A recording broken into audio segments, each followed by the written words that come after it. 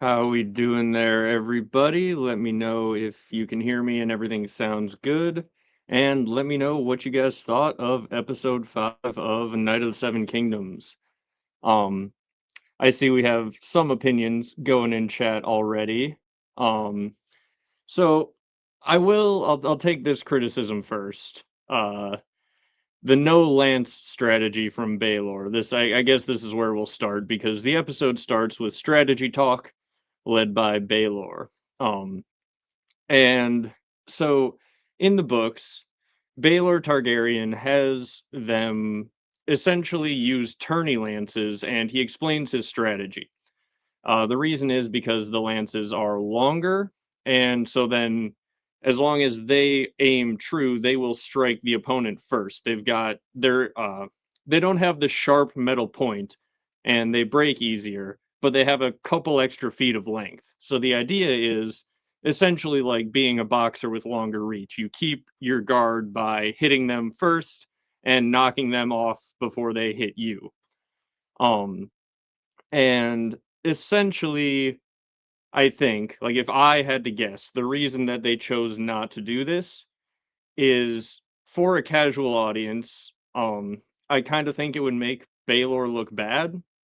Um, like it explains it well in the book, and it makes Baelor look essentially like a strategist in order that he's using these tourney lances.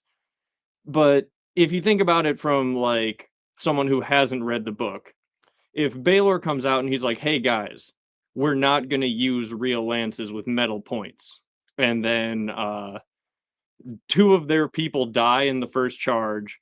Dunk takes a big wound in the first charge. He gets knocked off his horse in either the first or the second pass. I think it would make Baelor look like a bad strategist rather than making him look like a good strategist.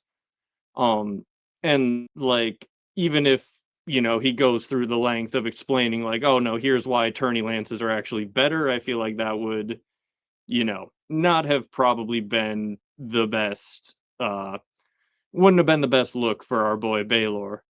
So I do think, like, I kind of agree with, the idea to not have them use tourney lances and explain that. I think it also might have been a little bit clunky in the beginning of the fight. We can see here in this opening shot, they have full points on their lances. And yeah, many people, when this shot came out as like a preview shot, many people were like, no, it's got to be fake. They're going to use the tourney lances. But I don't know. Um, what do you guys think? Like, does that make sense? Basically, that for 90% of the viewing audience, they would like be like, why didn't he use real lances? They should have used real lances considering two of their people died in the first charge. And also the other thing that I thought about it is we don't have Dunk's like internal monologue, because in the books, he, as they're first charging, he's thinking about how his lance is just like a long wooden finger. He has to just point and touch Arian dead center. And in his head, he thinks that like he gets distracted essentially by Arian's bright sigil, and just the moment distracts Dunk. And so I don't want to say it's like Dunk's fault that he misses, but it kind of is. Like it's the fault of Dunk's inexperience that he misses on the first charge. And we'll zoom ahead a little bit here, actually, because we have a shot of it. So Dunk misses on the first charge, and it allows Arian to strike him. Um, and yeah, like it would be hard. It'd be hard, and I think clunky to get across that um it was Baylor being clever, but with the way that it goes, it would be hard to get that across that it wasn't a bad idea, I think. Um so yeah, very complicated. Not that I'm saying casual fans can't understand these things, it's just kind of a clunky opening to the episode being like, "Okay, here's our strategy about tourney lances and why this is going to work," and then it doesn't really work. Um yeah, I think I'm fine personally with the decision not to do that, but we get Then the scene where, yeah, Baelor's explaining everything and we hear some throwing up noises and Lionel's like looking at him like, "Oh God, boys, what are we doing here?" And then, yeah, Raymond and Dunk both losing their breakfast, which Sir Humphrey Harding finds absolutely hilarious. Calls them green fucking boys because they are.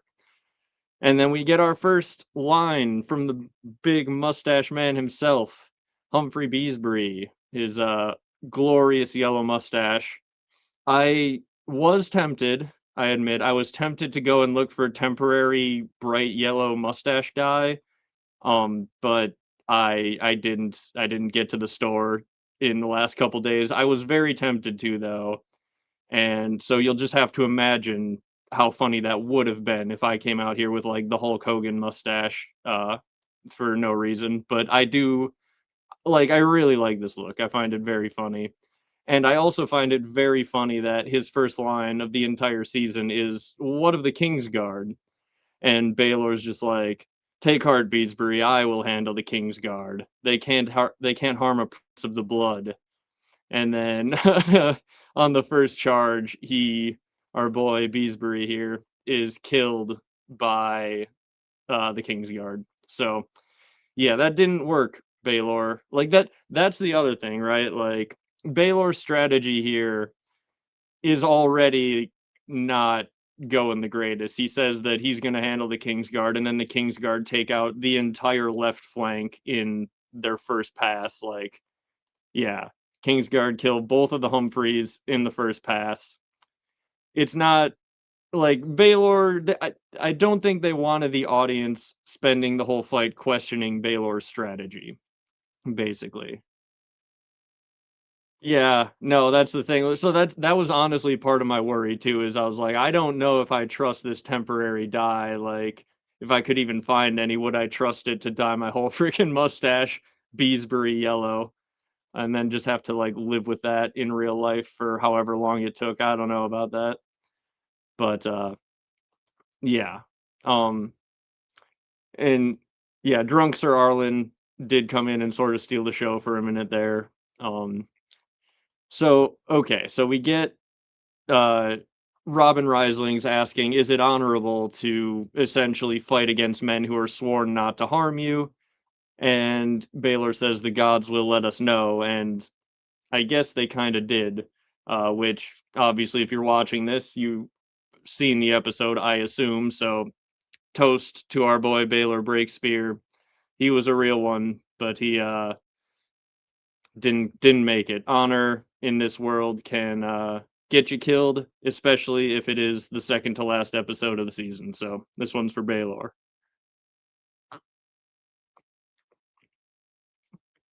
And yeah, I mean, you might if you're that angry about it, I don't know why you're watching a live stream talking about it, I guess.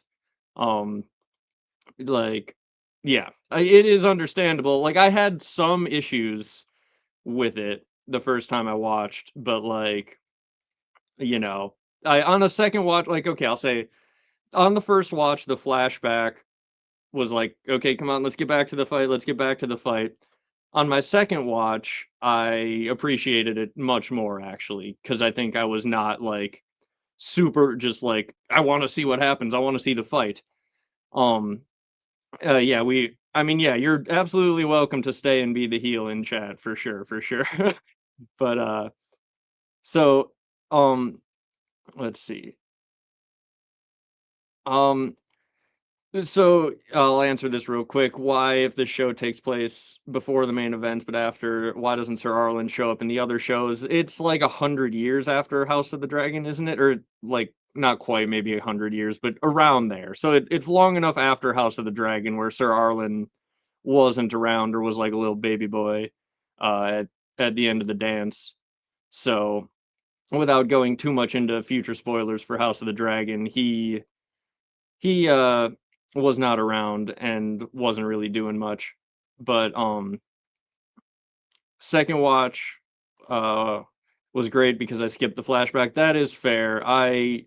Like I said, I enjoyed the flashback more on the second watch because I wasn't just waiting to get back to the fight. and it was a good little bit of world building. We'll get into it here. Um, so okay, yeah, 80. That's about right. That this sounds correct. Uh, and yeah, we'll talk about the flashback. I do agree. Like on the first watch, I see why some people rather not that I agree that it was bad, but I see why some people were like, "Come on, let's get this over with. This is bad." But no, yeah, we'll talk about it as we get into the flashback here. Um, Lionel says, "Mother loved you best, huh?" Just uh, no one says anything, and he's just like, "Yep. So your mother loved you best. That's too bad. No man fights as fierce as the one neglected by his mother." And everyone looks at him like, "What the fuck are you talking about, dude?" I don't have the screenshot, but Humphrey Harding's like actively confused, and Baylor's just like, "Okay, I'm just gonna ignore that." Um, and yeah, uh, this is a thought that I had on my first watch as well, as like I kind of wish the flashback wasn't just like a solid like 20 minutes or whatever in a row, but like upon a rewatch, I kind of think it would have been worse if they kept cutting away from the fighting. And so I knew there was gonna be flashback in the episode because like the trial wasn't long enough to be a full length episode on its own. So I thought they were gonna have like a life flashes before his eyes moment, and that's kind of like the one thing that sort of caught me off guard about the flashback is I sort of assumed it was gonna be like Dunk's entire life flashing before his eyes, and we got like a couple day like montage essentially, which was also fine, I think. But yeah. Yeah, Baylor did not handle that the best with the King's Guard and poor Beesbury and Harding. But yeah, no, this was a funny line. Lionel, as always, continuing to be very funny. But so yeah, it just kind of felt out of nowhere, and he's just like, I just got to take a shot at you before the trial begins, I guess. And then we get the cute little shot of Egg wanting to give Sir Duncan his lance because he is the squire, and even though he's about to go take his place in the fancy lad seating, he's got to, he's got to do his job at least a little bit here. So then we get a very adorable scene where um I mean, these guys are basically thinking this might be their last conversation. And that's obviously a tough thing to think. And so I was interested to see, what Dunk would say as he's basically saying goodbye to Egg in case this is it. And all he does is he acts tough, like he acts like he's not, about to go die. And he just says, "You better be here when I get back. Rob me and I'll hunt you down with dogs." And Egg smiles and woofs at him. It's very adorable, very cute. And then as soon as Dunk turns around, Egg's face kind of drops because he's really worried that, as I said, Dunk is about to go and die. Um, so yeah, it's a very cute scene, and I thought they handled that well. Um, and then we get the lineup here, which is a very cool shot. This goes pretty hard. So we got Beesbury and Harding off to Dunk's left, Dunk, Baylor, Lionel, Raymond, and Robin Reisling off on the right. And I'm sure many of you probably saw, I did make a video breaking down essentially like all the background fighting that went on during this. So you can check that out after the live stream if you have not seen it. Um, and then we see on the other side, we got the Kingsguard off to the left there, and then Arian, Makar, another Kingsguard, and then we got Stefan and Darren off on the left of this team's flank. Um, and yeah, no, he's called Egg because it's short for Aegon. Aegon. It's a bit ambiguous, the pronunciation of some of these Targaryen names, but like I will say this is kind of a funny situation because like it goes right up there on the list of hilarious secret identities in Westeros. Like Barristan when he goes undercover in disguise and he calls himself Arston, and Egg Aegon, when he goes in disguise, he's just like, I will use my own nickname as my secret identity. Aleras, the Sphinx in the books, or Sorella becomes Aleras. She just uses her name backwards. So like there's a long history in Westeros of people just using their own nickname or like one letter off of their name for a secret identity, and it's very funny. Um, so okay, so then we get to the first charge, and everyone goes except for Dunk because he's just like frozen in fear, doesn't know what to do, and Egg has to yell at Thunder to get Thunder going, and then basically Dunk charges late and goes at it with Arian and just takes a massive blow, cracks his shield, lands directly into his mail, right in his gut. And someone said in the chat earlier, I will agree, like it did look like the lance was a tad bit deep for him to just keep fighting. Um, Dunk becomes basically a pincushion in this fight. Like that is one thing, like it does like knights in medieval combat were basically tanks. Like when you're fully armored up in mail and plate and everything, um, you know, it you can take a lot of hits, but like also that lance was very deep directly into his gut. But overall I thought it was good. So he loses his lance, it breaks. Yeah, the oak and iron did not guard him the best in this situation. Um, and yeah, in Hadi they do definitely they hit the Aegon pretty hard. So yeah, egg is short for Aegon, but Aegon the Conqueror sounds not as great as Aegon the Conqueror in my opinion. So that's I go with Aegon personally.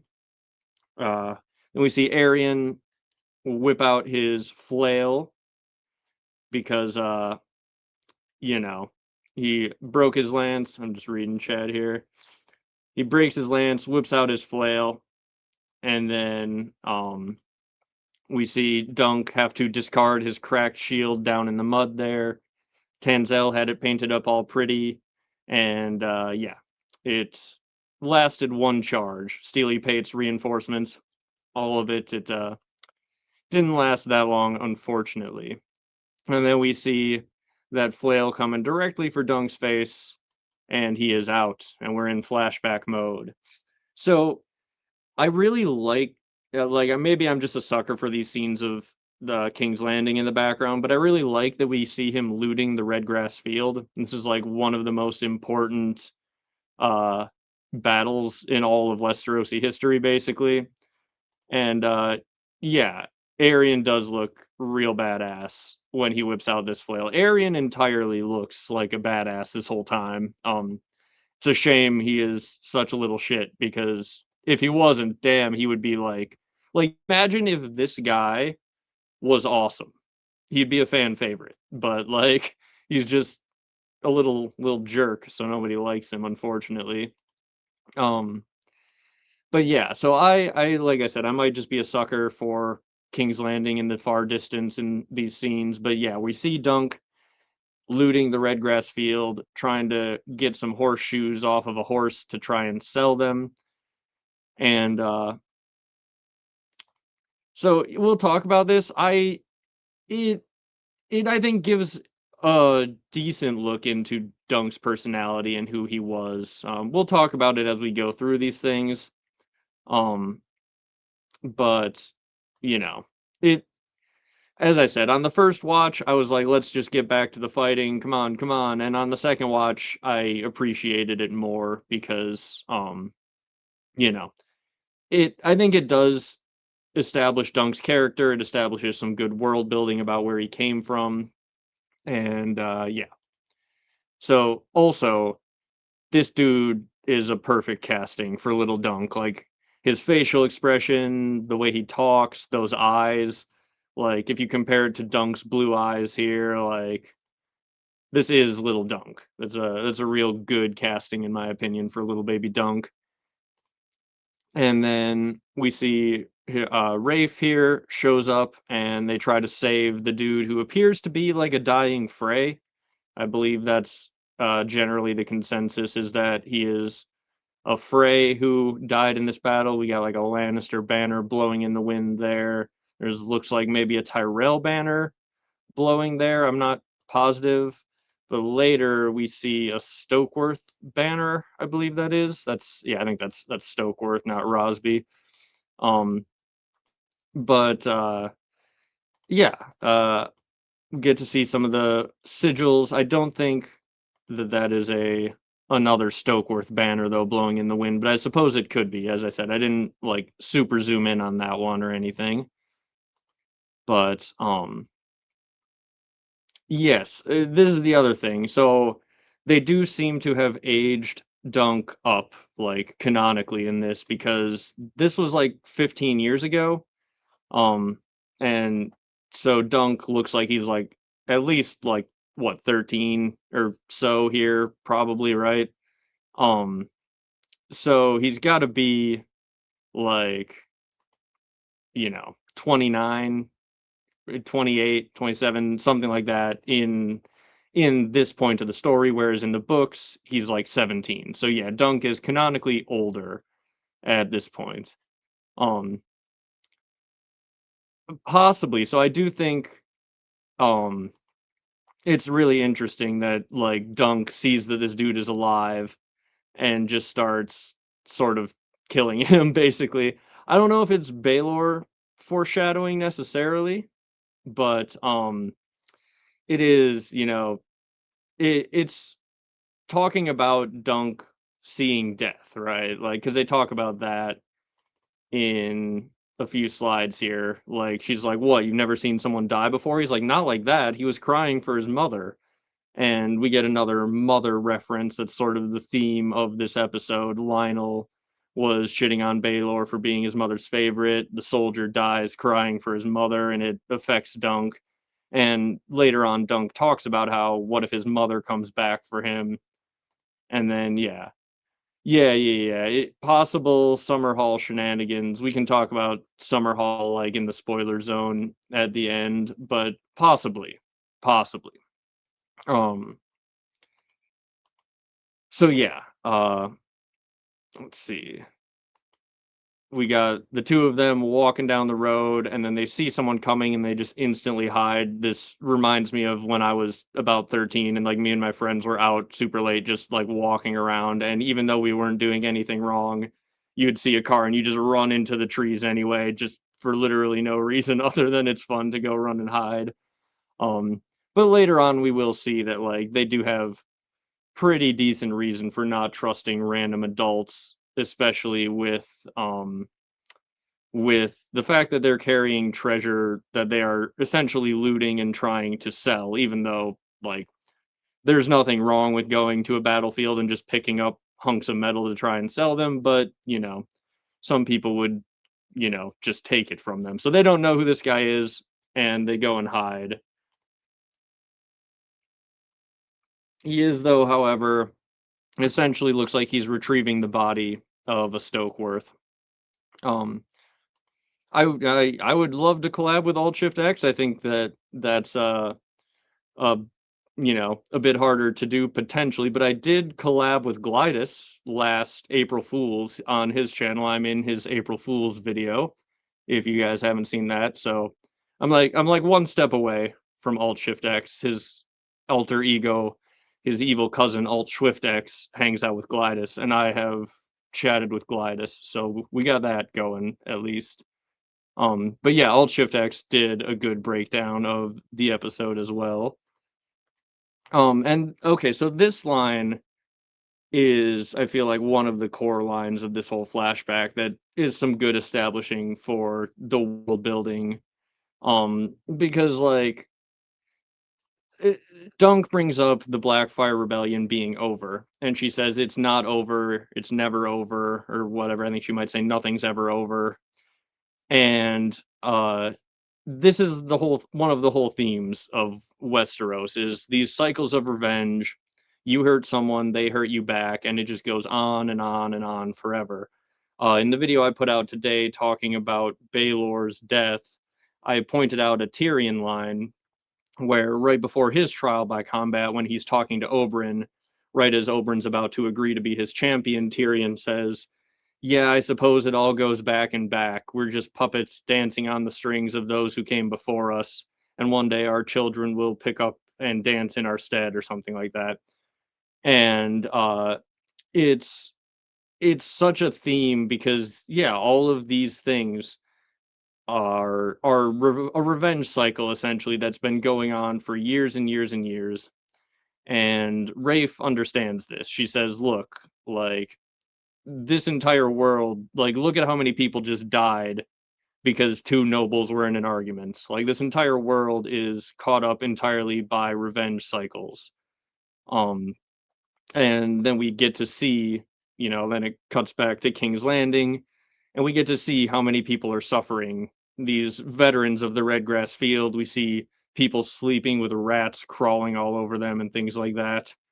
Um, and I do appreciate the look into Flea Bottom because we've never really gotten this to this level before. That's the other thing. Like, I appreciate the flashback in a lot of ways for the world building about it. Um, so yeah, we see this lady with a hot knife burning like the ends of someone's ankles. And then we get to meet the police, the Flea Bottom police, who are very corrupt, and they're yelling at Dunk and have bad teeth and missing limbs and such. And yeah, it's very in chat, it's very dingy and claustrophobic. I like that. I like how they show us that.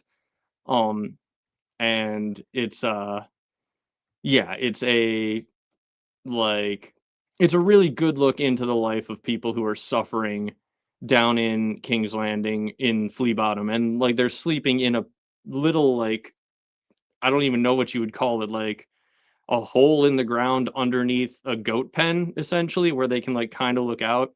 It it feels like it would be a very fun place to play in a video game if you were like playing as a thief character in a Westerosi video game, but it would be a horrible place to actually live.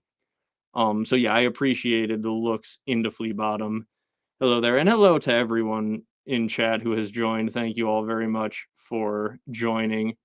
Um, they did have like, I wouldn't say a nice apartment, but for their place, like for what they're doing, they got it pretty good. Like the fact that they have that as a little setup to themselves is, for how bad everyone is in Flea Bottom, they're not doing as bad as like the dude who, I think it's just off to the right here. There's like a dude asleep in the street with a rat crawling across him. Like they're doing better than most of these people. But you know, they have to deal with this dude, Alistair. And Rafe steals his ale skin because he's about to steal all of their loot before they can go sell it. And yeah, oh yeah, Dunk petting the goat. I don't have a shot of that in one of my slides, but yes, Dunk petting the goat was a very nice little character moment as they left. Um, and yeah, that's probably true. Like, I think it was sort of implied that like they found it and not everyone knew that there was this secret little entrance below the goat pen.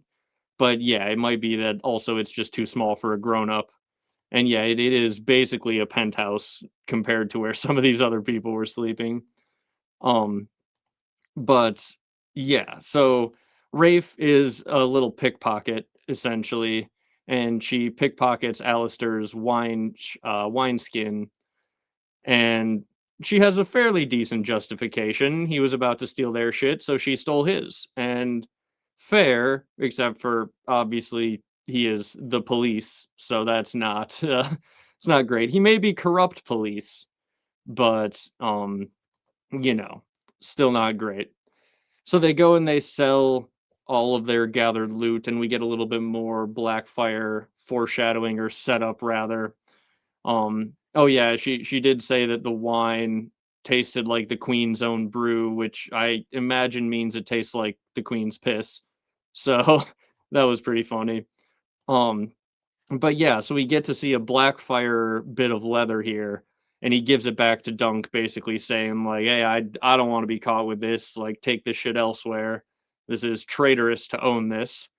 Um, which, he already paid them the 2 silver for everything, so now Dunk has a little bit more leather that he can go and sell to someone else, so, all in all, not a bad deal, but, yeah, then they go back to their little, like, dugout, hideout that they can look out of, and they talk about how they're trying to get out of King's Landing. They're trying to save up enough silver to pay for passage to one of the free cities, and Dunk kind of, like, has this moment of, like, what if everywhere is just as bad or worse than this? Like, what if everywhere we go, it sucks?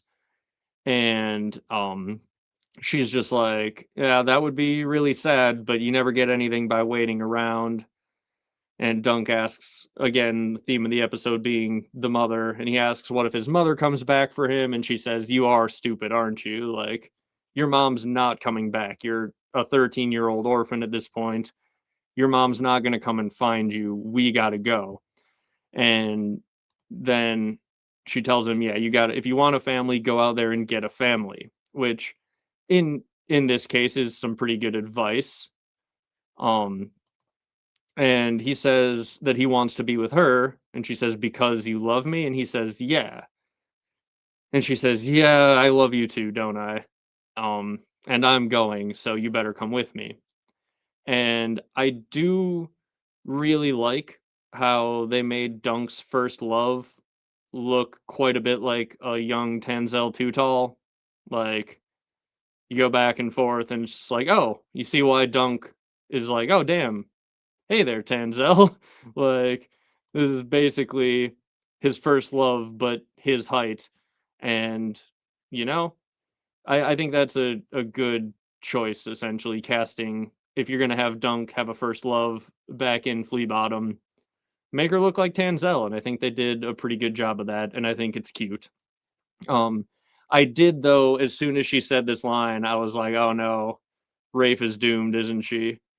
Like, yeah, Rafe isn't, this isn't gonna go well for Rafe. And the free cities are better if you're not a slave. I would agree with that. Um, I would definitely say that, like, compared to Flea Bottom, I would rather be chilling in Bravo Serpentos, but you are much more likely to get sold into slavery across the Narrow Sea. Um, yeah, she became a bit of a red shirt as soon as she says she loves Dunk, because, like, we know Dunk ain't married to Rafe, so something happens. They did get my hopes up for a minute, though, when he says the price is double. Uh, because that would mean, oh, wait a minute, is Dunk gonna tell Rafe you go across the Narrow Sea and then he stays there? Like, um, that, for a moment I got my hopes up that that was gonna happen. So I talked about this a little earlier. I think the Dunk child actor was like a really good young Dunk, but yeah, he's not gigantic, but I think you must assume, you just got to assume he's young enough to have not hit his growth spurt yet, right? Like Rafe could maybe be a couple years older than him, or she could have hit her growth spurt a little first, and he's, like, he may be like a year or two away from putting on like a foot and a half of height in the next like couple of years. So yeah, yeah, that's the thing. I'm bad at telling how old like kids are supposed to be, so I don't know how old this kid is supposed to be. If you have guesses, feel free to make them in chat. But, like, yeah, he could be big for his age, he could be younger than Rafe, and I like, on mannerisms and on look, I think young Dunk is really well cast. Um, and yeah, that is true too. He is kinda tall compared to the Gold Cloaks. If you and I guess, like, if you look, he's, like, as tall as this random old guy, or he's, like, an inch off. So, I don't know if I have a shot of him next to the Gold Cloaks yet, but we'll keep going forward. Um, Yeah, he's a hard Westerosi 10. Like, he's 10 years old, life has hit him hard, he's basically 40 with a mortgage at this point, in the body of a 10-year-old who has seen a lot. Um, And yeah, like I think this is as good as you can get for a young Peter Claffey. And yes, this is another good point. In the books, Dunk doesn't know how old he is, actually. He doesn't even know if his name is short for Duncan. He's just like, oh, I guess it might be. Everyone's just always called me Dunk as long as I can remember. And he has very few memories from his time in King's Landing in the novellas. Um, and so then as Dunk and Rafe are surrounded by the pigs, we have pigs grunting because the cops are here to rob them. And yeah, he's not properly nourished yet. He's probably going to hit his growth spurt once he starts getting that hard salt beef diet from Sir Arlen. And yeah, yes, this is just George R. R. Martin's like 8-year-olds, 10-year-olds are like 6'6" with a mortgage. It's fine. Um, but yeah, so then the cops find the coin purse that has silver in it, and this guy says holding out on us, which implies that anything they get, the cops are planning to take. And this is set up obviously with the fact that Alistair tried to rob them once already, but it just shows that like the gold cloaks here are the police, and they use that power to go around and rob poor people for what few pennies they can actually scrounge together. Um, and yeah, about 12, that seems like a good guess. So yeah, that would mean he's about 27 in the show, which I think is Peter Claffey's age, so that works to me. Um, but yeah, so the cops essentially prove that they are here to uphold class structure and keep down the poor gutter rats rather than to enforce the law. And he says little gutter rats don't have silver. So basically like showing them that hey, even if you scrounge together, even if you work to gain this stuff, and Dunk says we didn't thieve nothing, we earned that. And basically these guys are showing him like, look, doesn't matter if you earn it, you're not powerful, we can take it. Like we're going to keep you down because you don't deserve to have silver because you're poor and homeless and flea bottom. So yeah, I think this is another really good scene of just like it it establishes one of the themes of this book, which is the class struggle in Westeros. Dunk comes from nothing, and in Westeros, it is really hard to raise your social status, raise your class when you're a gutter rat from Flea Bottom, and people like these guys are a big part of the reason for that.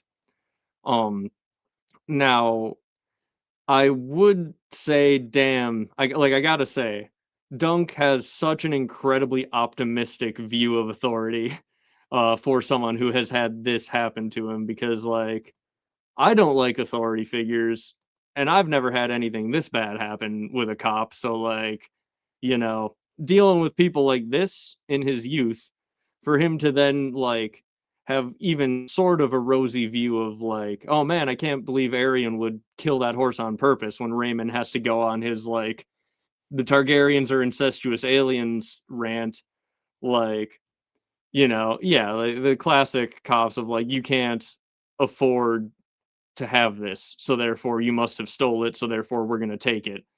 Um, like that there is uh like I don't know, I can't remember off the top of my head what exactly the law is called, but like there are times where cops will just see someone driving around with cash and be like, "Oh, like you're probably going to use this to go buy drugs, aren't you? We're going to impound this, and there's got to be a court case to see if you can get it back." At least in America, that is a thing that happens. It's insanely corrupt. Um, and like, this is the flea bottom version of that. Asset forfeiture. Yeah, that sounds correct. I couldn't remember if there was something beyond asset forfeiture, like civil asset forfeiture or whatever. For some reason, eminent domain was popping into my head. I'm like, I know that's not that. That's the wrong thing.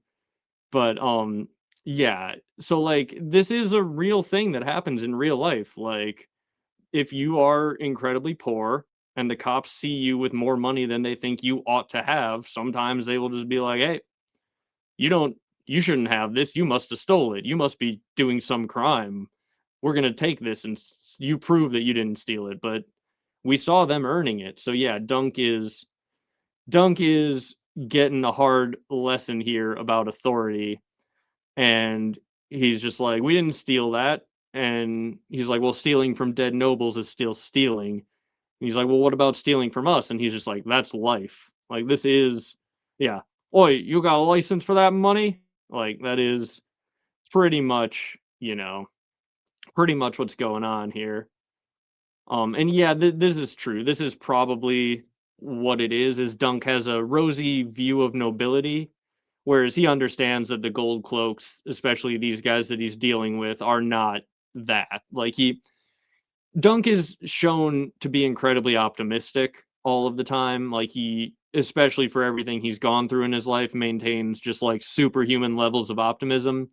And so, yeah, I would assume this is probably pretty close to correct, is that he's got a rose-colored view of the people at the top of the system. He's like, well, okay, all of the authority figures that I deal with in Flea Bottom are absolute trash, but like above them, there must be good people somewhere. And that is kind of one of the things that we deal with in this, this season, when Baelor is the one who is the hand of the king, and Dunk meets him, and he turns out to be a really good person who vouches for Dunk, who remembers Sir Arlen, who eventually takes his side in the trial. Of course, offset by Arian, who is cruel and horrible and as bad as any of these robbing flea bottom gold cloaks. So yeah, it's it could definitely be seen as a bit of naive optimism for sure. Um, and yeah, yeah.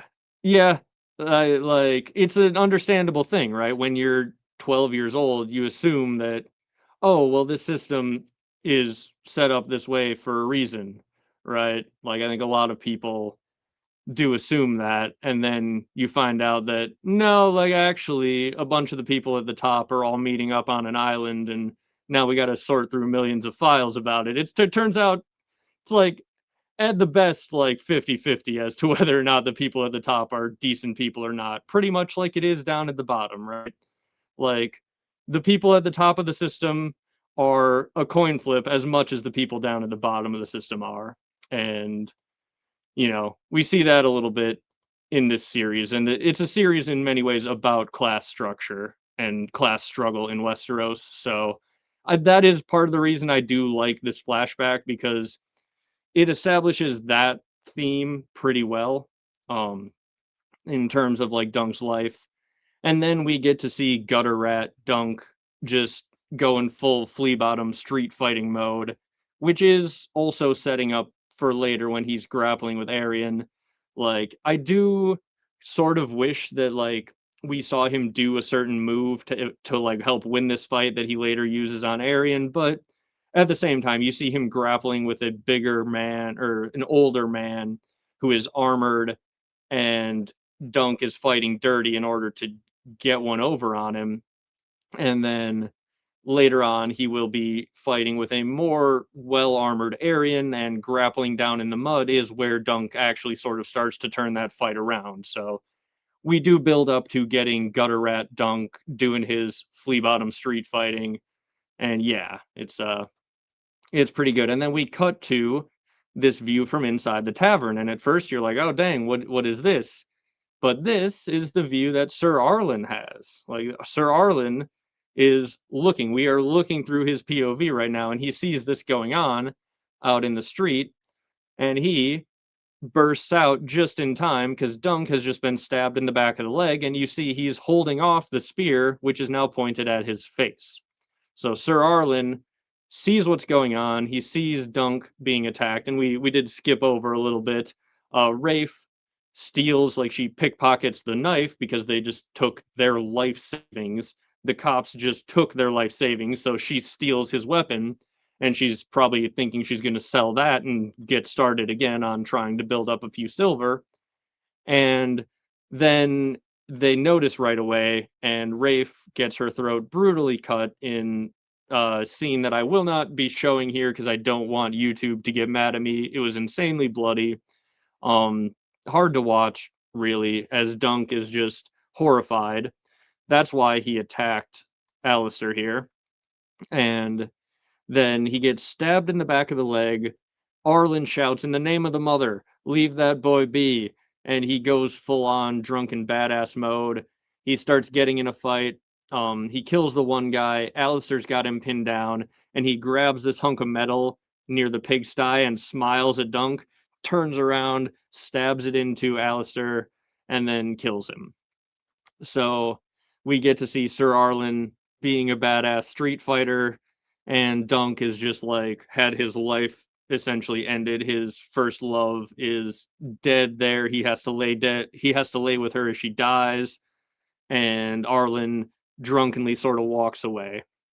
But this is the moment in show canon, at least, where Sir Arlen meets Dunk, and it's pretty cool. I like that.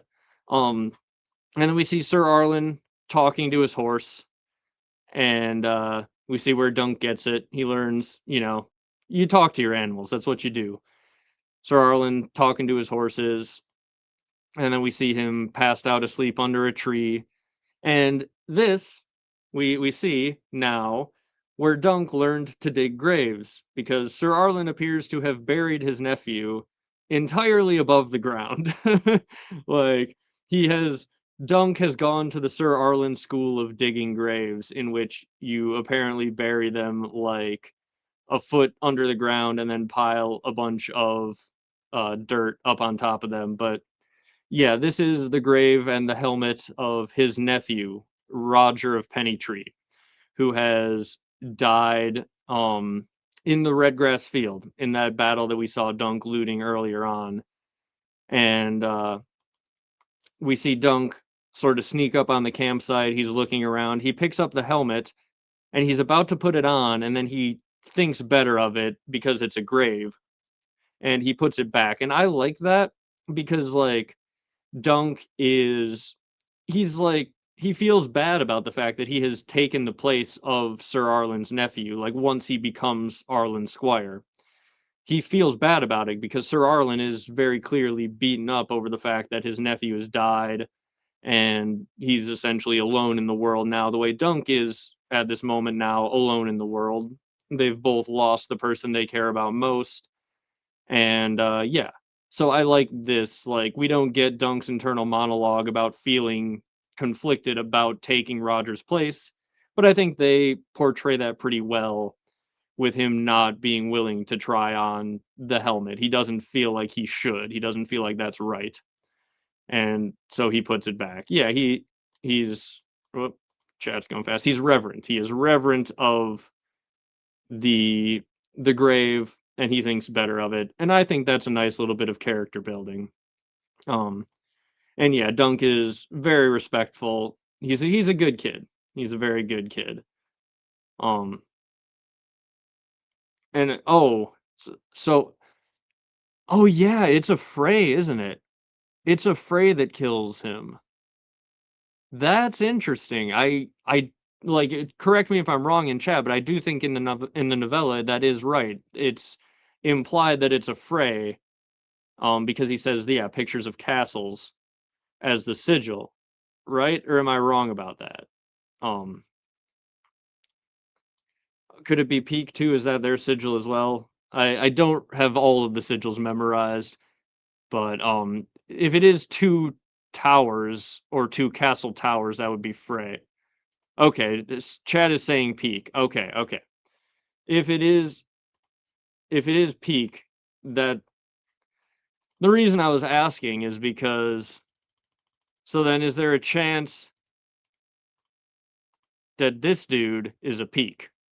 Like, is my thought is, damn, is this the dude that killed Roger of Pennytree?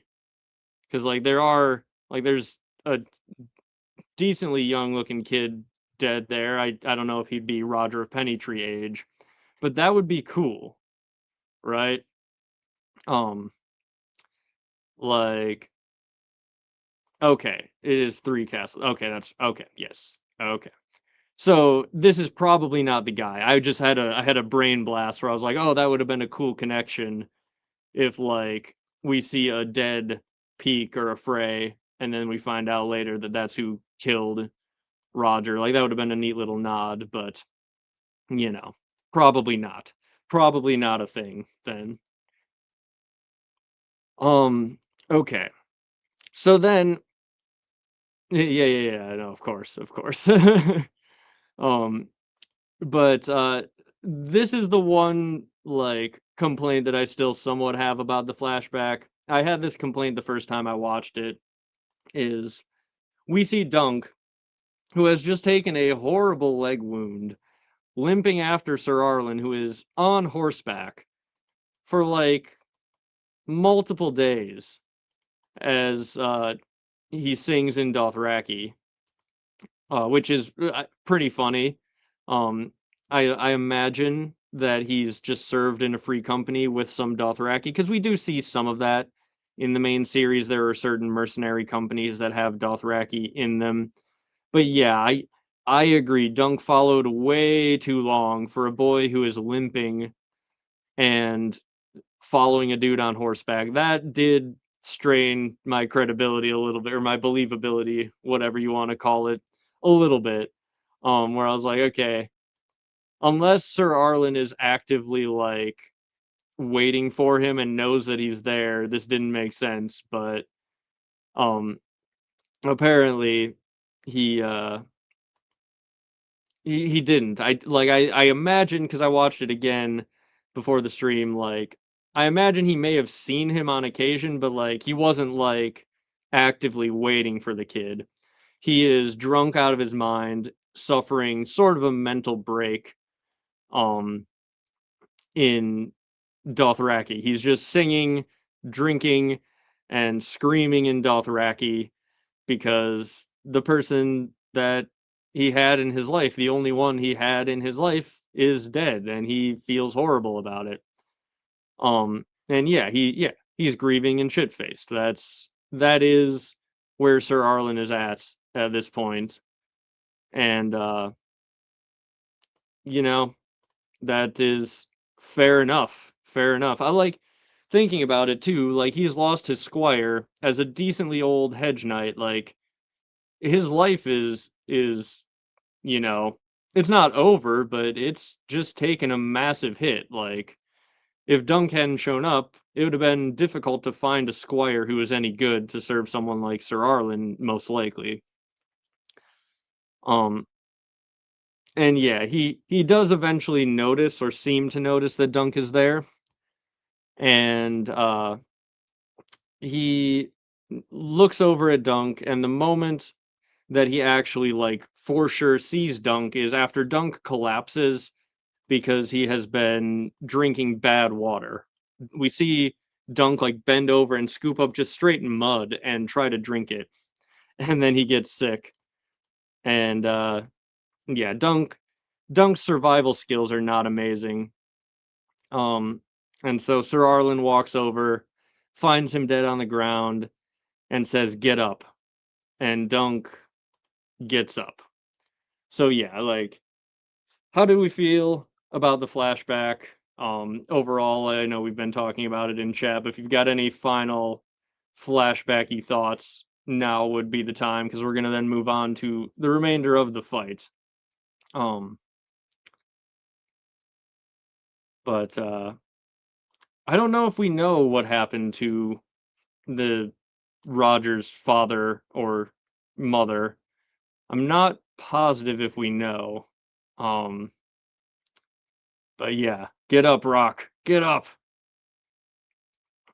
5 minutes too long on the flashback. I could have lived with it being a little bit shorter, but like I said, overall, yeah, okay. The wiki doesn't say anything about Arlen's family. Um, like I said, overall, I did appreciate the flashback much more on the second watch because I wasn't eager to like get to the trial by combat, and it was a good transition. Yes, this is true. Um, it at the end, it brought it together, and the idea of Arlen being the one who tells him to get up, and then that's what wakes him up. Like it worked. It worked in the end. I was when it was happening the first time. And I have a friend who hasn't read the novella, and so I asked him like what he thought of this episode, And he was like, I was worried for a minute it was just going to be a flashback episode. And it's like, yeah, that, you know, it was worrying for a while. And then I think they landed the plane pretty well. Um, and yeah, that's, I think, how I felt about it as well. As it was happening, I was skeptical. And then, they landed the plane. Um, so I think one of the problems with having it earlier is, well, they could have had it earlier in the season, like the first part of it, but like it did narratively flow pretty well. Like Rafe being killed followed right after, like we see his life with Rafe that he had before, and it like connects him to Sir Arlen because they've both just lost the person with them, and then like Sir Arlen breaking out and saving Dunk's life essentially right as all of that goes down. It would have been hard to split the flashback up with the way that it played out. So yeah, I do think in the end I liked it. Um, but okay. So now we are back to the fight, and I don't have as many slides for the fight. Um, because it was a lot of very bloody back and forth. And I did do, as I said, a full sort of breakdown video, not of Dunk and Arians battling back and forth, but that was covered in it a little bit. But I broke down all of the background fighting, just to kind of, because I was curious, like what was going on between Raymond and Stefan, Lionel and the Kingsguard.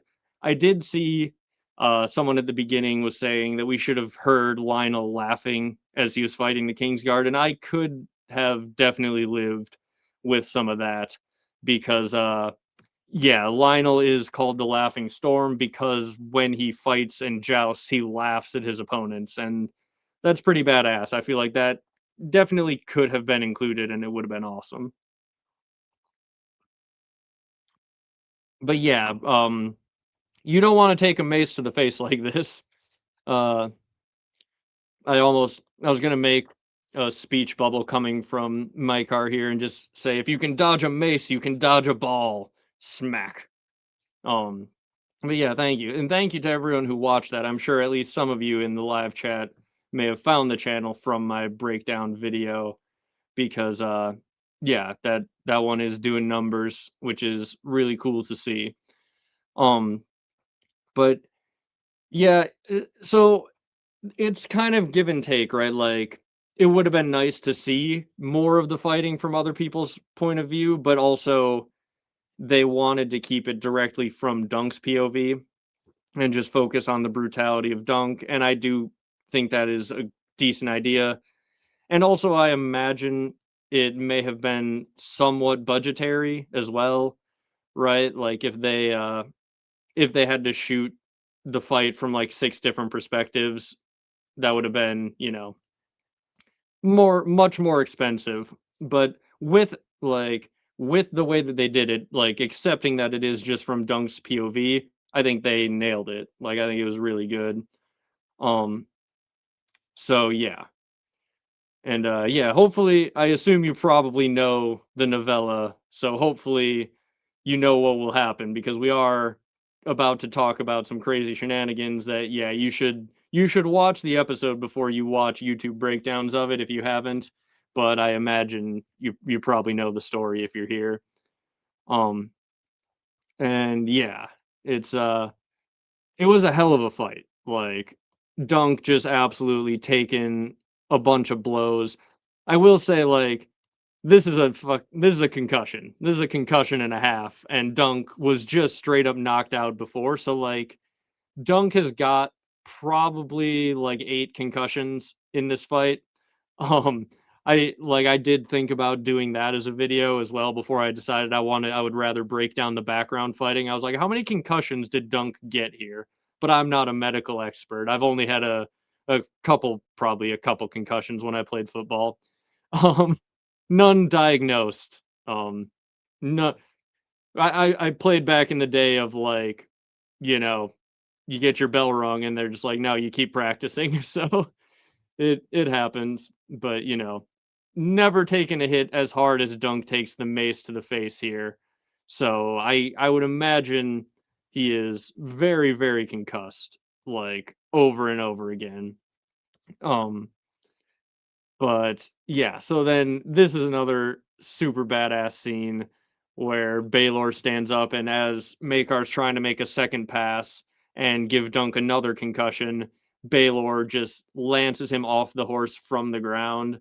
Like that is a hell of a move right there. And yes, the so Dunk, this was the other scene where I considered like making a community post with a clip of Arian saying, if you can dodge a flail, you can dodge a ball, and he's slams it down because Dunk like Dunk dodges this probably in part because Baelor saves him from a second concussive blow. Dunk is able to roll out of the way and start grappling with Arian here, and it was phenomenal, phenomenal. And yes, this did feel like a Rocky fight for sure, for sure. And yeah, like the stream, everybody. If you are here, it does help the stream find more people if you go and like the stream. But yeah, so that's the next slide. Our boy Raymond here. When Dunk gets that knife through the hand, and someone mentioned it in chat here, the knife through the hand was phenomenal and brutal. And I don't want to show it here because I don't want YouTube to get mad at me, but like, yeah, that was brutal and very well done. All of the fighting acting I thought was really good. Peter Claffey is very good at getting the shit beat out of him and making it look realistic. Um, but yeah, the yeah, the swollen eye absolutely feels very Rocky for sure. Um, and then let's see. Let's see. Thank you, thank you. Yeah, Raymond is one of the MVPs of this fight. So he 1v1s his cousin most of the fight. Seems to basically win that 1v1, even though he just became a knight like 10 minutes ago. And then so he knocks Arian off of Dunk when Arian might get the kill here if Raymond doesn't come flying by and knock him off. Dunk has a knife just directly through his hand. That's going to be hard to fight through. And Arian is on top. And then Raymond knocks him off. We see Raymond take a full-on lance blow directly, like dead center from his cousin, like 2 seconds after he does this, where he hits Arian, and he manages to stay on his horse, which is awesome and like badass. Oh yeah, absolute. Shout out to Red for being the one who and stands up and cheers for Dunk, like come on. That was very good. Um, but yeah, so Raymond goes up or knocks Arian off here, goes up the field, takes a huge blow from his cousin, keeps on his horse, and then comes back for another pass, like a bit of fighting later, and knocks Arian down into the mud again. Now, this is a scene I have seen criticized and was one of the least believable parts of the fight. Arian chucks his sword and it stabs into Dunk's leg. Now, I understand that is probably the least realistic thing that we see, him chucking the sword and it stabbing through Dunk's armor. But have you considered that this is almost certainly just a shot for George R. R. Martin's enjoyment? George R. R. Martin loves doing the metaphor where swords are your dick. George compares swords and penises all the time, and this is the George R. R. Martin money shot. The sword is his penis. It is like on the nose as you can be. Oh yeah, okay. This is how I'm gonna make this work. Is yeah, this could just be Valyrian steel, and that's why it goes through there. Um, but yeah, this is a George R. R. Martin money shot for sure, right? Like even if even if it was maybe not the most believable thing, I'm happy that George got his sword dick shot, and good for him. Good for him. But so yeah, Dunk and Aryan continue to go back and forth. Dunk gets the butt end of Aryan's dagger in his like visor slit, and Aryan like jabs it in there and cuts Dunk's eye to the point. Yeah, Valyrian steel pink mast, absolutely, absolutely. Um, and yeah, I don't know that it is actually Valyrian. Like, I don't think anyone gave Aryan a Valyrian steel blade that we know of, but you know, it did go just directly through his armor.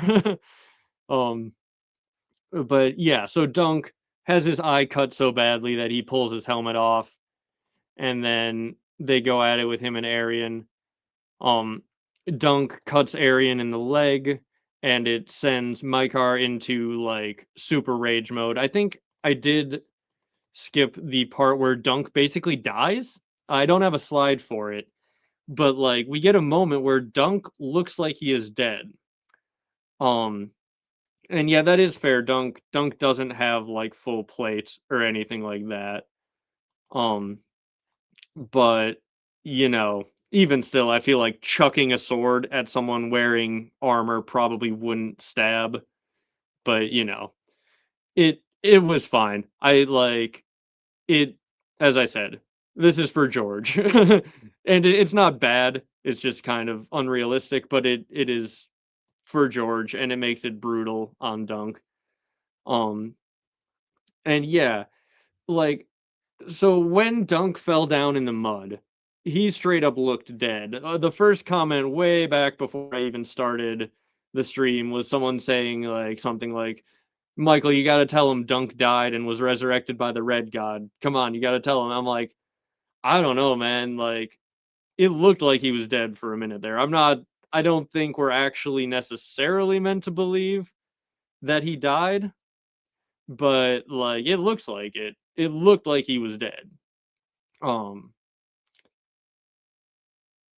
and yeah, that is the one injury that he took early on where I'm like, I wish the lance was like a couple inches less into his gut. Um but you know, it's fine. Dunk definitely died there. Um, and yeah, if you didn't know more about his story, you would assume he's dead for sure. And that is the thing. Like, I wonder if a lot of people on their first like watch, if they have no idea that Dunk survives, like I wondered if like people would actually think he's dead. And you know, I yeah, it was good, and I understand why they did it. But I could have also lived without the full on like Dunk basically dying in the mud. That's like I'm very minorly nitpicking the greatest like fight sequence that we have in the franchise's history pretty much. Like it was brutal and bloody. I can't think of any like fight that really compares to it. Um and yeah, that so this is kind of the thing is like it is obviously a spoiler that Dunk makes it through this trial, but at the same time they were talking about filming season 2 like openly in the news and they were doing interviews about filming future seasons and such. So it's kind of in that awkward spot of like, okay, well, anyone who's really paying super close attention probably has a decent idea that Dunk is going to make it through this, but yeah, it's one of those things. I didn't know how to handle it necessarily. I didn't want to talk too much about future seasons in my like live stream coverage of the first few episodes because I'm sitting here like Dunk Dunk's life is going to be on the line in episode 5 or so.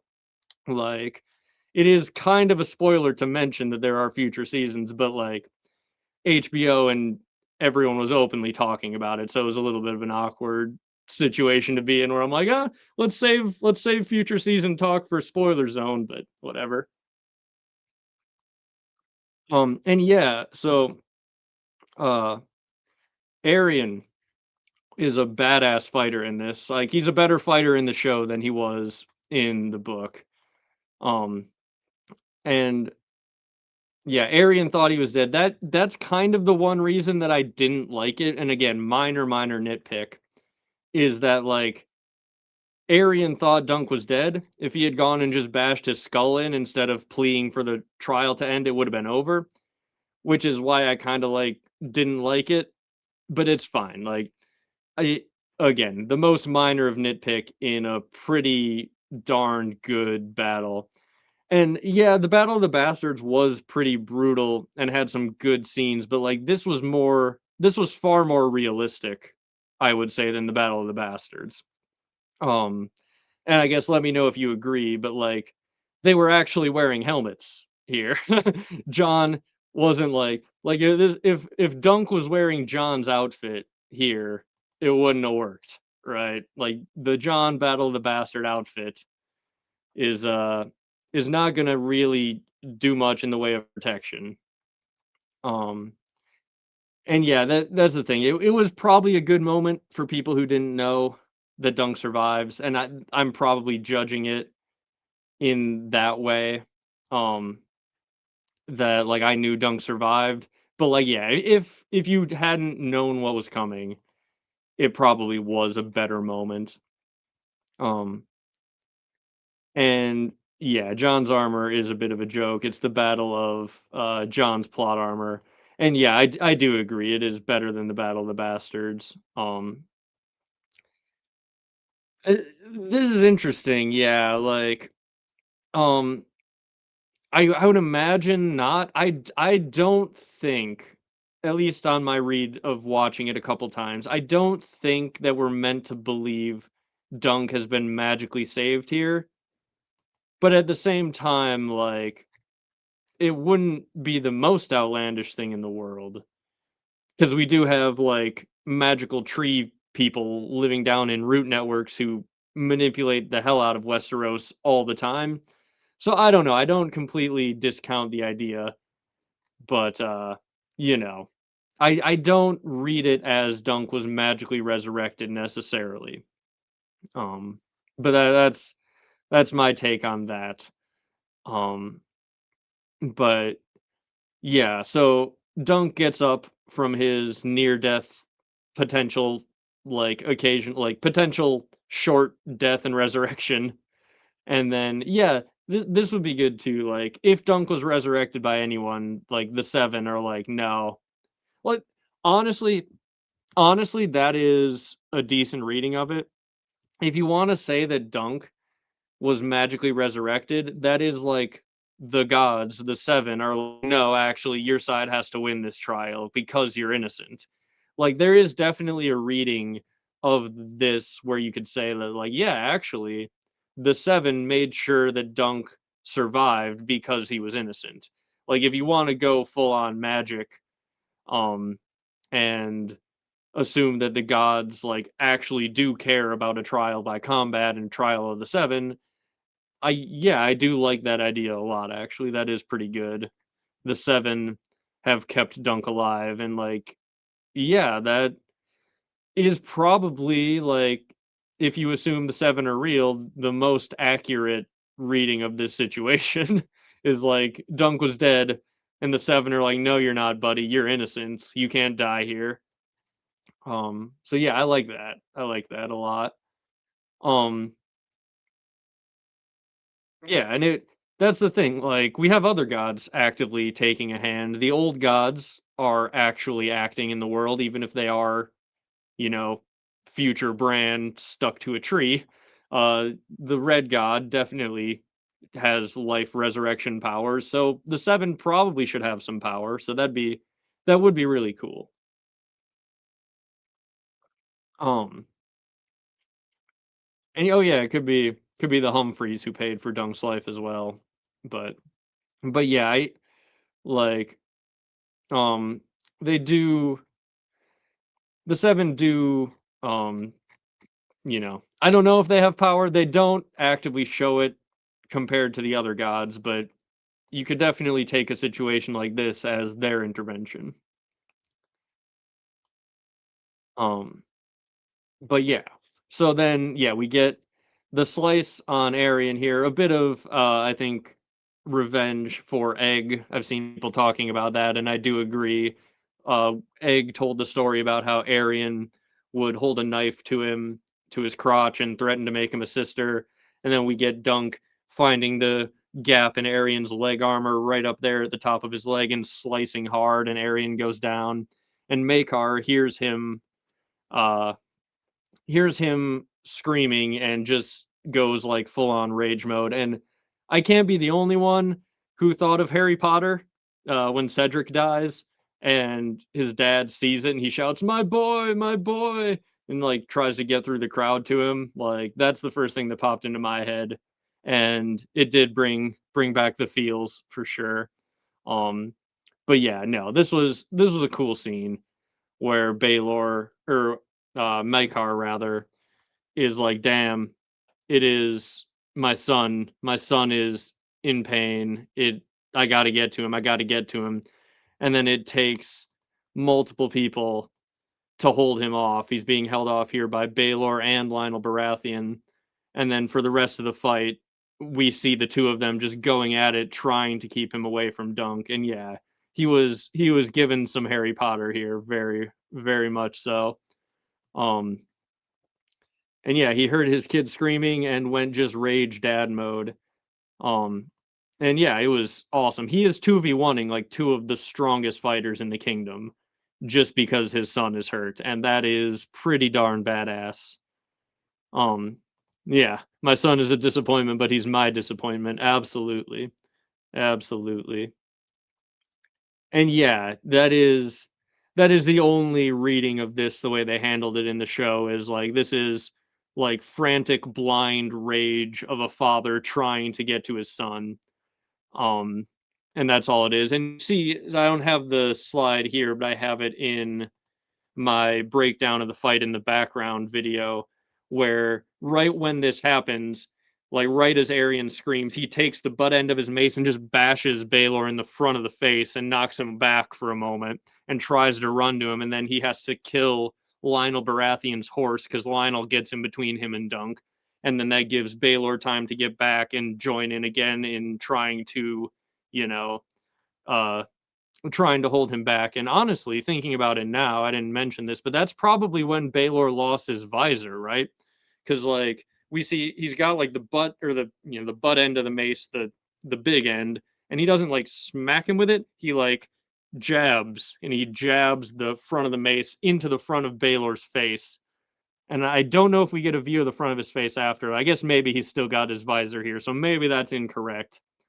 Um, I'll have to watch the scene again and see, but I would like to think that like maybe that is where he lost his visor because by the end of the fight it is obviously gone.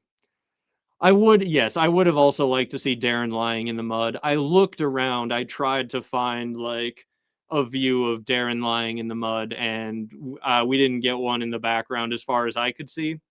Maybe I missed it. Um, but yeah, yeah, and yeah, this is definitely true. Um he has a good reason to think Arian's about to die. Like Arian's just taken a serious cut to the leg, and if Dunk wasn't merciful, Arian probably would have died. Um so yeah, it's uh it's pretty crazy. So yeah, these two are going at it, the hammer and the anvil and Lionel Baratheon, like three badass fighters with three badass nicknames. The hammer, the anvil, and the laughing storm all going at it 2v1 here as Dunk grabs Arian's shield. He goes full Dunk of flea bottom mode, grapples with him, and just beats his face in with a shield, pops his visor up, and just punches him over and over again with his mailed fist.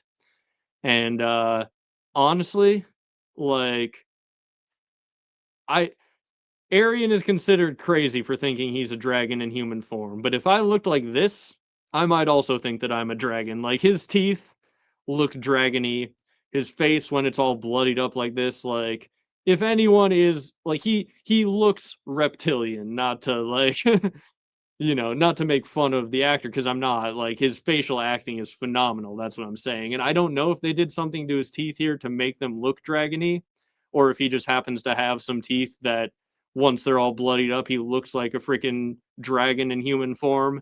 But like in this shot, Arian looks like what a dragon would look like if you put it in a human body. Um, so yeah, it's this is a pretty cool shot of Aryan. Like, his facial acting all season has been phenomenal. And yeah, Dunk absolutely could have killed him still. And he doesn't. And it, I believe in the novella, it says something along the lines of like, once Aryan yields, he transforms from that Dunk of Flea Bottom back into Sir Duncan the Tall. Like, he becomes a knight again, and he remembers himself, and he remembers chivalry, and he decides to let Aryan live. And so then, as Aryan yields quietly, and it hasn't been called yet, Dunk looks around at the fighting going on, and we see Raymond and Stefan going at it, and then we see Maekar, Baelor, and Lionel going at it, still 2v1. And Baelor is facing Lionel, and then I think it is actually like part of this same scene here. So he's facing Lionel, and he like stops a sword blow. Uh, Baelor hits Maekar in the back, and then Maekar turns around and just swings his mace violently and claps him in the side or the back of the head, and Baelor falls down.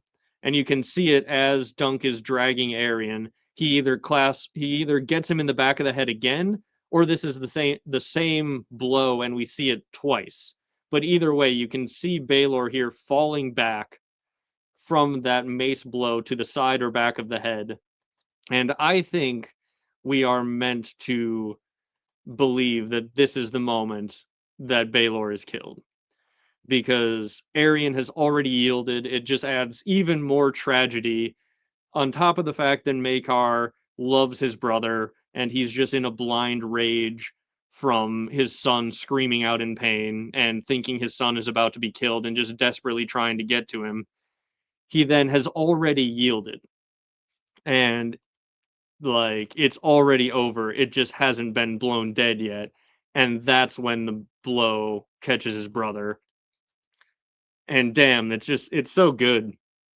Like, such a peak Game of Thrones moment. Um so yeah, we see Dunk drag Aryan through the mud. He holds him up and he makes him yield, which he does. They blow the horn.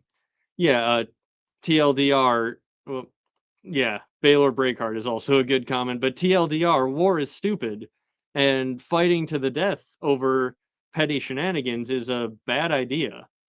Um, and yeah, the armor in this is very beautiful, and I really like this shot as well.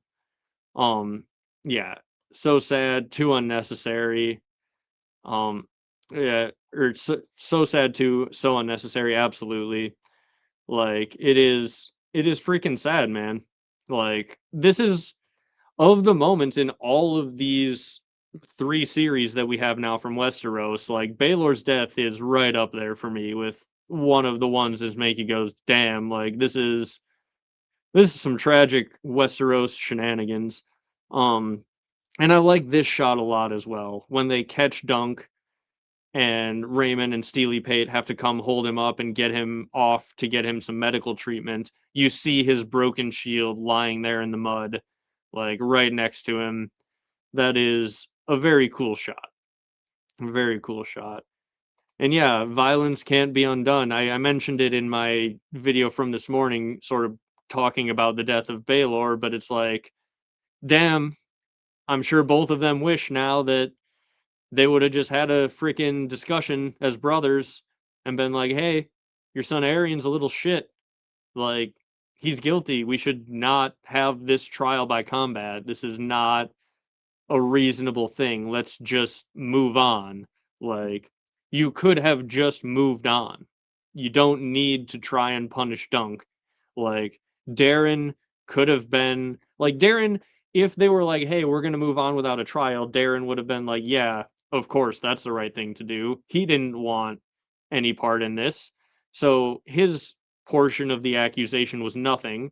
Egg was obviously telling them I wasn't kidnapped. I rode on my own to Ashford to follow this guy. I wasn't kidnapped. And Maekar and Aryan are just too proud to not have this trial, apparently. And we see what it costs. when after the fight, Baelor staggers in. He saves Dunk's life one more time.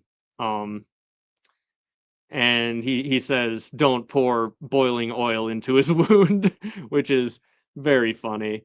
Um, let's read chat a little bit here. And yeah, no, that like this is fair. Like this show has been phenomenal, and it really kicked it into high gear. Like as good as anything in all of Game of Thrones with these last couple episodes, from I will take Sir Duncan's side right up through the end of this episode. As good as anything in Game of Thrones, in my opinion. And it seems like the internet generally agrees, right? Like if you look at the ratings of the episodes, it was like an 8.2, 8.7, whatever, 9.1, and then the last couple have been like 9.5, 9.9. Like it's building up to the peak. So like everyone hopefully is starting to understand like damn, like it started a little slow and it may have started with Dunk shitting behind a tree, but damn, was it going somewhere? Like, it's real good, real good.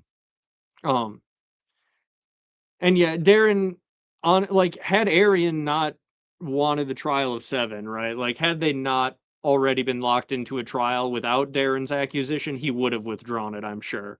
Um, like he happily would have.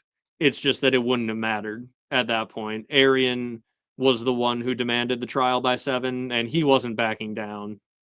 And so yeah. And yeah, this was the entire point of my video earlier on today is like this is the Ned Stark moment for A Knight of the Seven Kingdoms.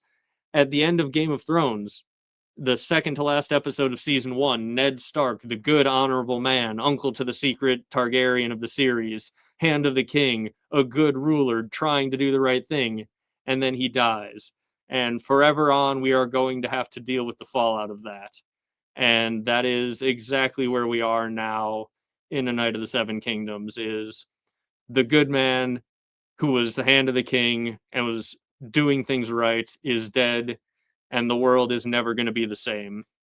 Um, and George was answering questions. I saw this posted, and I remembered watching the video, but I had forgotten he had said this. But at one point, when House of the Dragon was coming out, even before they were doing this Dunk and Egg series, George was asked like, "What is a moment in Westerosi history that changes Westeros forever?" That or like it might have been that seems insignificant but changes Westeros forever. And George says, um, the death of Baelor Breakspear at the end of the Hedge Knight, the first Dunk and Egg story. Baelor would have been a good and strong and capable king, and the fact that he's dead, Westeros will be significantly different. The Westeros that we get would have been significantly different had Baelor lived. And yeah, it's it hits hard, man. It hits very hard. What percentage of this series is true to the books? It's like 95%, right? Like it's like I would say it's closer to the books than season 1 of Game of Thrones. Like which was kind of the high watermark, right, for like how true they stuck to the story and to the source material. Like the early seasons of Game of Thrones, it was really good. I had minor complaints once I read the books. I'm like, why didn't they make all of the Stark kids wargs? That seems like it's going to be important. And because I read the books, for those of you who don't know, after season 3, I watched the first 3 seasons, I binged them, and I'm like, I got to read these books. And I read all the books. I'm like, damn, why aren't all the Stark kids wargs? That feels like it's going to be important, especially with Jon's situation. And it turns out in the end it was pretty important, and they probably should have made all the Stark kids wargs. And I was like, why didn't Lady Stoneheart? Why is there no Lady Stoneheart at the end of season 3? And it's like, oh, they should have had Lady Stoneheart. But at that point, I assumed, oh, it's okay, we'll get Stoneheart in season 4, and they didn't. And I was like, why are they not doing that? So early Game of Thrones was previously the high watermark for faithfulness to the source material, and this surpasses it. They have added things, but realistically, there is one single scene that I feel like they should have put in so far that they didn't.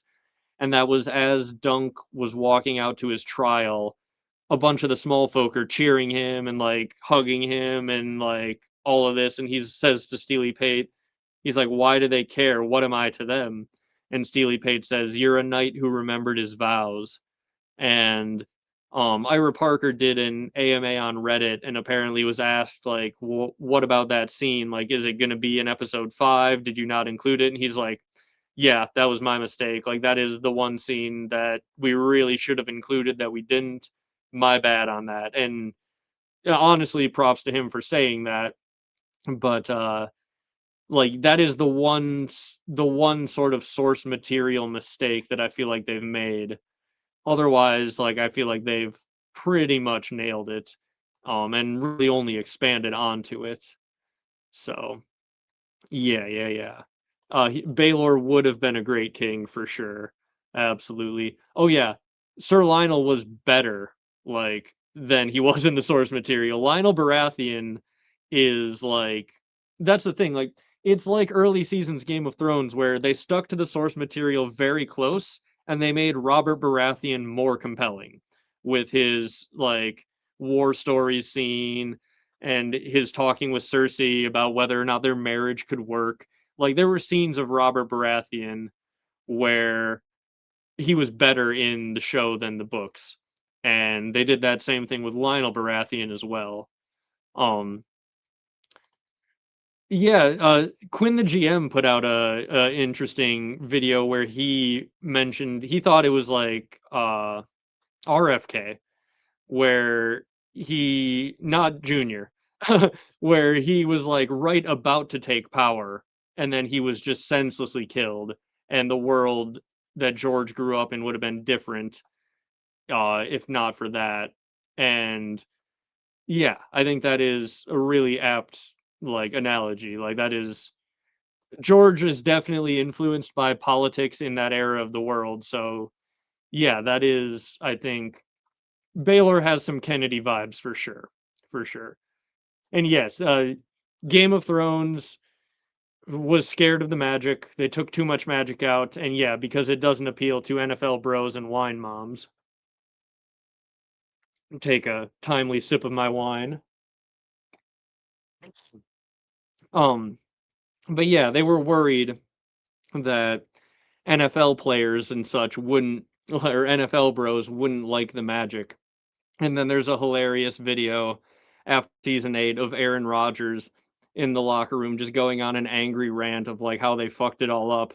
Like what was the what how do you say Brand the Broken has the best story? What even is that? Like it's because they didn't add the magic. So like yeah, no. The NFL players were not happy. The wine moms were not happy. They should have had more of the magic. Um but it is what it is. And yeah, Fagon not being in there definitely was a screw up in Game of Thrones. And yeah, yeah.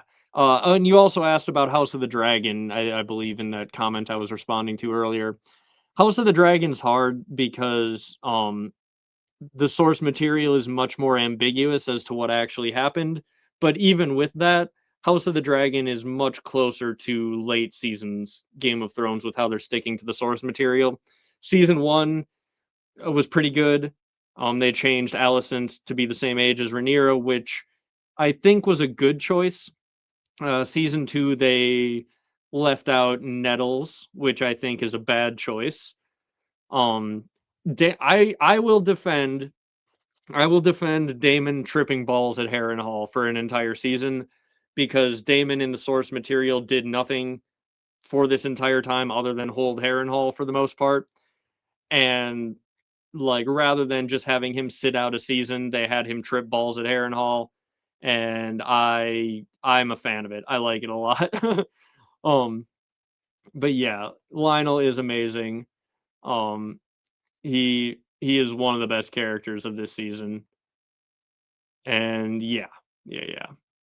Um, let's see. Yeah, by the end of Game of Thrones, they were it was not great for most of the characters. Yeah, John Conn. Who doesn't love John Conn? You know, it there were lots of things. I've talked about it before. You don't don't imagine that all of these prequels that we're going to get over the next 10 years are building up to season 8 of Game of Thrones. Imagine in your head, because it's true, they are building up to the inevitable reboot of Game of Thrones like 15, 20 years from now. They're already rebooting Harry Potter, which nobody hated how the movies handled the late movies of Harry Potter, and they're still rebooting it 20 years later. So we're building up for the reboot. All of this, like, take the lore seriously. Like, imagine that it is not building towards season 8, it is building towards a future version of Game of Thrones where I have to imagine that they will understand, like, oh, when we redo this, we should actually adapt the second half of the novella, or of the novels, rather. Because that's the thing, they didn't run out of book material. They stopped adapting the books like halfway through book 3. After the Red Wedding, they pretty much stopped adapting the books. So it's it's inevitable that one day they will reboot it. Yeah, whether it's animated or live action, that remains to be seen, but like that's what we're building towards. It makes the viewing experience better to imagine that um in, you know, in my head at least. And yeah, so that's the thing. The Blackfire angle would have been hard to explain to casual viewers, but it will be less hard to explain now because we've just had a whole bunch of talk about the Blackfires in this show. And we're going to probably get more of it going forward. We might even get a Blackfire Rebellions prequel before they get around to a reboot of Game of Thrones. So by the time they do reboot Game of Thrones, there will be no question as to whether or not the Blackfires can be included. Like they'll be like, oh yeah, everyone will know the Blackfires. There will be no like difficulty including Weirwood, like weird blood magic with Weirwoods, because everyone knows what a Weirwood is. Whereas in the beginning, like they kind of they introduced us to all of this stuff on like a beginner level, right? It's like when you're in school and like you learn American history, or I'm sure whatever country you're from, because I know I have an international audience, but in America, you'll like learn about the American Revolution in like 4th grade. And then they'll come back in 8th grade and they'll teach you about the American Revolution again.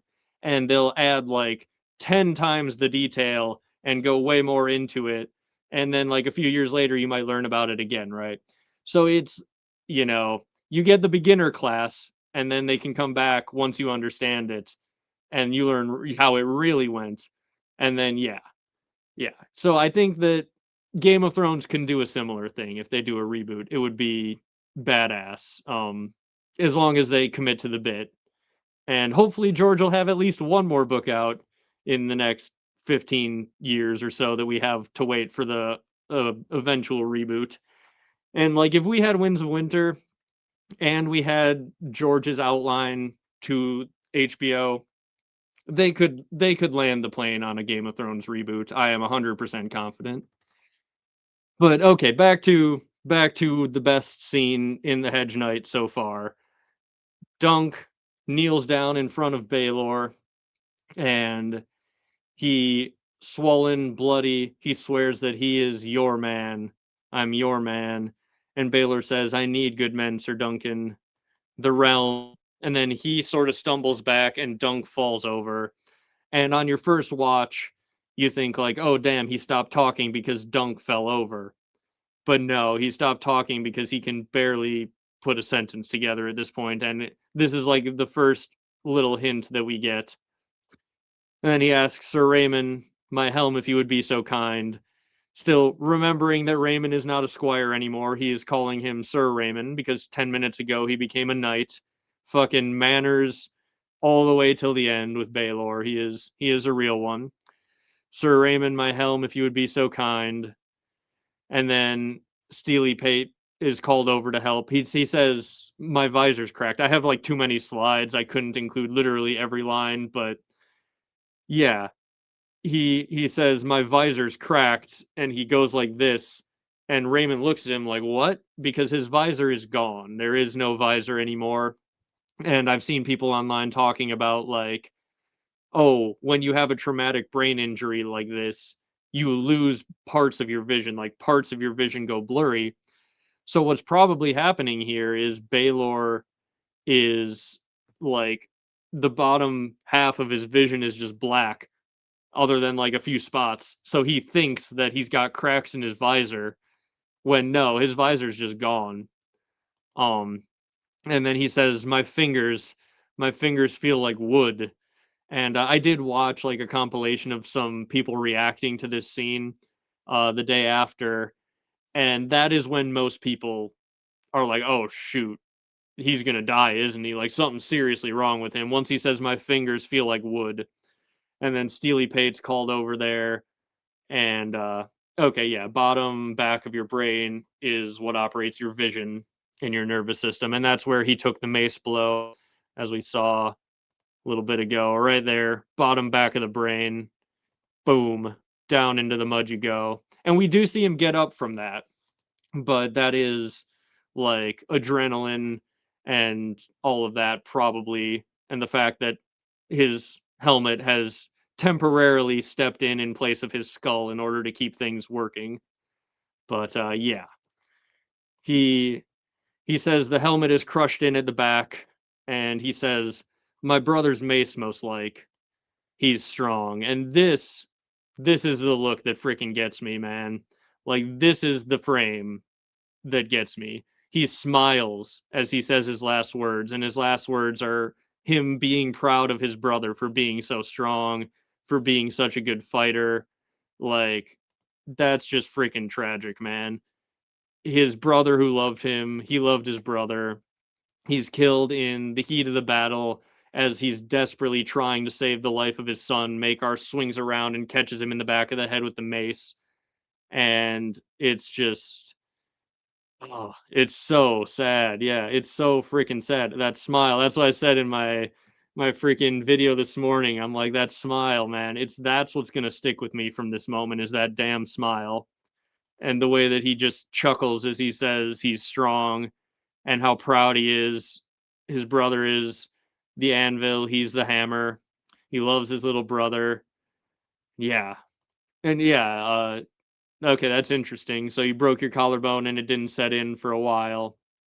Um, but yeah, that yeah, that's the thing. I'm sure Baelor knows he is pretty injured.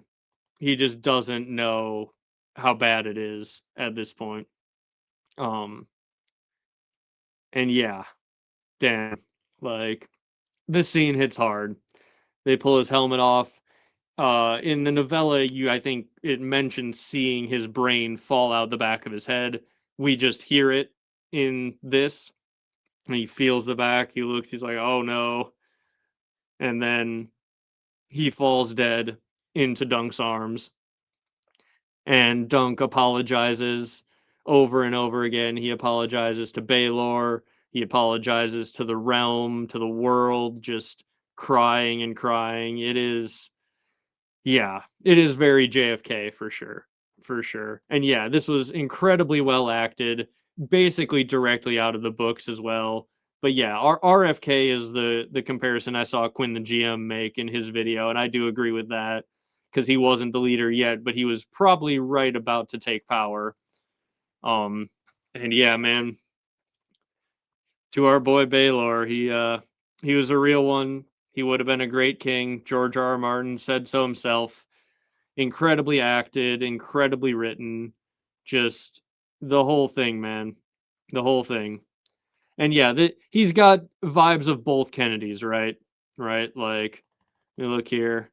If you look here, going back and to the left, back and to the left, back and to the left.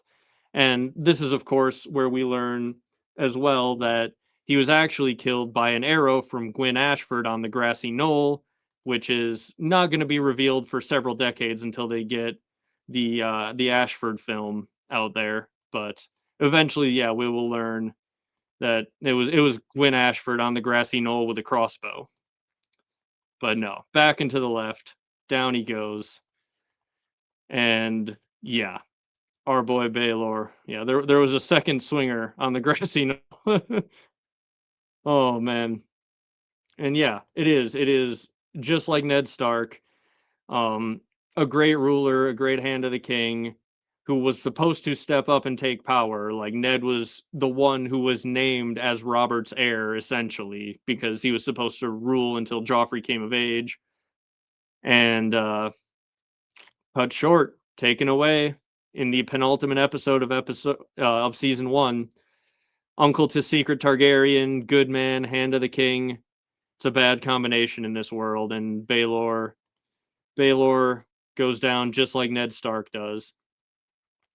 And yeah, worst birthday party ever. I don't have a Gwyn Ashford slide in here, but damn, I hope that in the next episode we get a scene with Gwyn Ashford where someone crowns her the damn queen of love and beauty anyway. She deserves that for her birthday, damn it. She has had such a hard time with her birthday and it's not going well. Yeah, yeah, make our walking back in. I was a patsy. That's what he's gonna say next episode. I was just a patsy. I was just a patsy. Oh, oh man, yes, the second swinger definitely does sound like an interesting movie. Yeah, give Gwyn her pony, man. She just needs a real birthday present. This one hasn't gone well. It was that poor girl's birthday, and she is look, she may have tried to scare Dunk and called him big and stupid earlier on, but it she still deserves a better birthday than this. Mhm.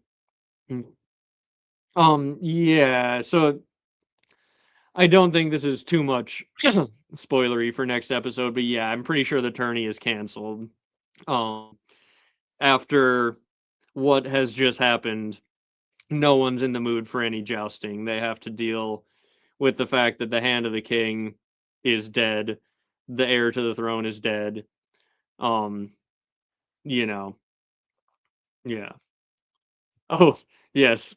Kevin Lannister, decent guy, hand of the king to Tommen, uncle to Tyrion, who may or may not be a secret Targaryen. I mean, no, that was a apt apt analogy for sure. He would have been too good. A schemer had to take him out. Um, but yeah.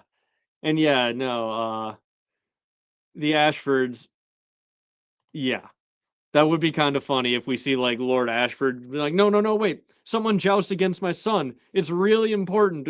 I definitely don't have a bet on it, but someone please joust against my son. Oh, but yeah, no, it was good. It was good. Um, all right. Well, does anyone have any questions before we talk spoiler zone stuff? Because I do kind of want to talk about a few things in the next episode that we saw in like the next episode preview. A few of them I don't know where they're going with it, but you know, if anyone has any like if anyone's going to leave when we get to spoiler zone, ask your questions now and we'll try our best to answer them and then we're going to talk a little bit about what we think might happen next time. So, give chat a moment here. Spoilers is coming. Yes, yes. Spoilers will be coming in a moment. What character in A Song of Ice and Fire most deserves a cloud in the ear? Ramsay. Probably Ramsay. Or maybe the Mountain. Um, when he burned Sandor's face as a kid, he should have got a cloud in the ear. But one of those two is the first ones I think of. Joffrey, actually, they have a scene where Tywin remember when Tywin says the king is tired, he needs a nap or he's ready for bed, and Joffrey's like, I'm not tired, I am the king. And then Tywin sends him to bed anyway. After he leaves in the books, he's like, he said something along the lines of like he didn't want him to be Maegor the second or something like that, or Tyrion might have made a comment about that, and or Aerys the second or Maegor the second, one of the two, basically calling Joffrey a mad king. And Cersei's like, well, he takes that after Robert. Robert hit him once when he did something bad, something with a cat, which what he did with a cat was he gutted the cat to show the kittens to his father, to Robert, thinking Robert would be proud, and Robert gave him a clout on the ear. And Cersei said to Robert, if he ever did that again, she would kill him in his sleep. And Tywin's response was that he should have done it more. Something needed to be done because Joffrey's a little shit. So Joffrey needed a cloud on the ear. Tywin recognized it. Robert gave him one single cloud on the ear, and it uh, it should have been more. So yeah, Joffrey is definitely on the list of people who need a cloud on the ear. Tyrion does give him one. That's right. Tyrion does in season 1 give him the big old cloud on the ear. This is true. Yeah, a cloud on the ear probably wouldn't actually change Ramsay or the Mountain.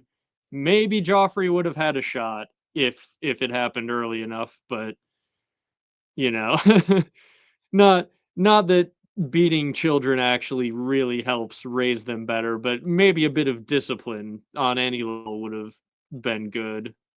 Um, but yeah, no, that's the thing. It was a different world. It was a different world. We're speaking about Westeros, which is, you know, different. Okay. So let's go into some spoilery stuff. I don't have any slides for it, but for those of you who have seen the episode preview, one of the things that was really interesting was when Lionel Baratheon is saying, like, he risked nothing. Your prince risked nothing by going to fight against men who who were sworn to protect him. And it seems like he's trying to recruit Dunk. It really seems that way. I don't know if he's just trying to recruit him to come live at Storm's End, or if he's like about to like openly start plotting rebellion, like because he wanted to beat the Kingsguard. He very clearly hates the Targaryens.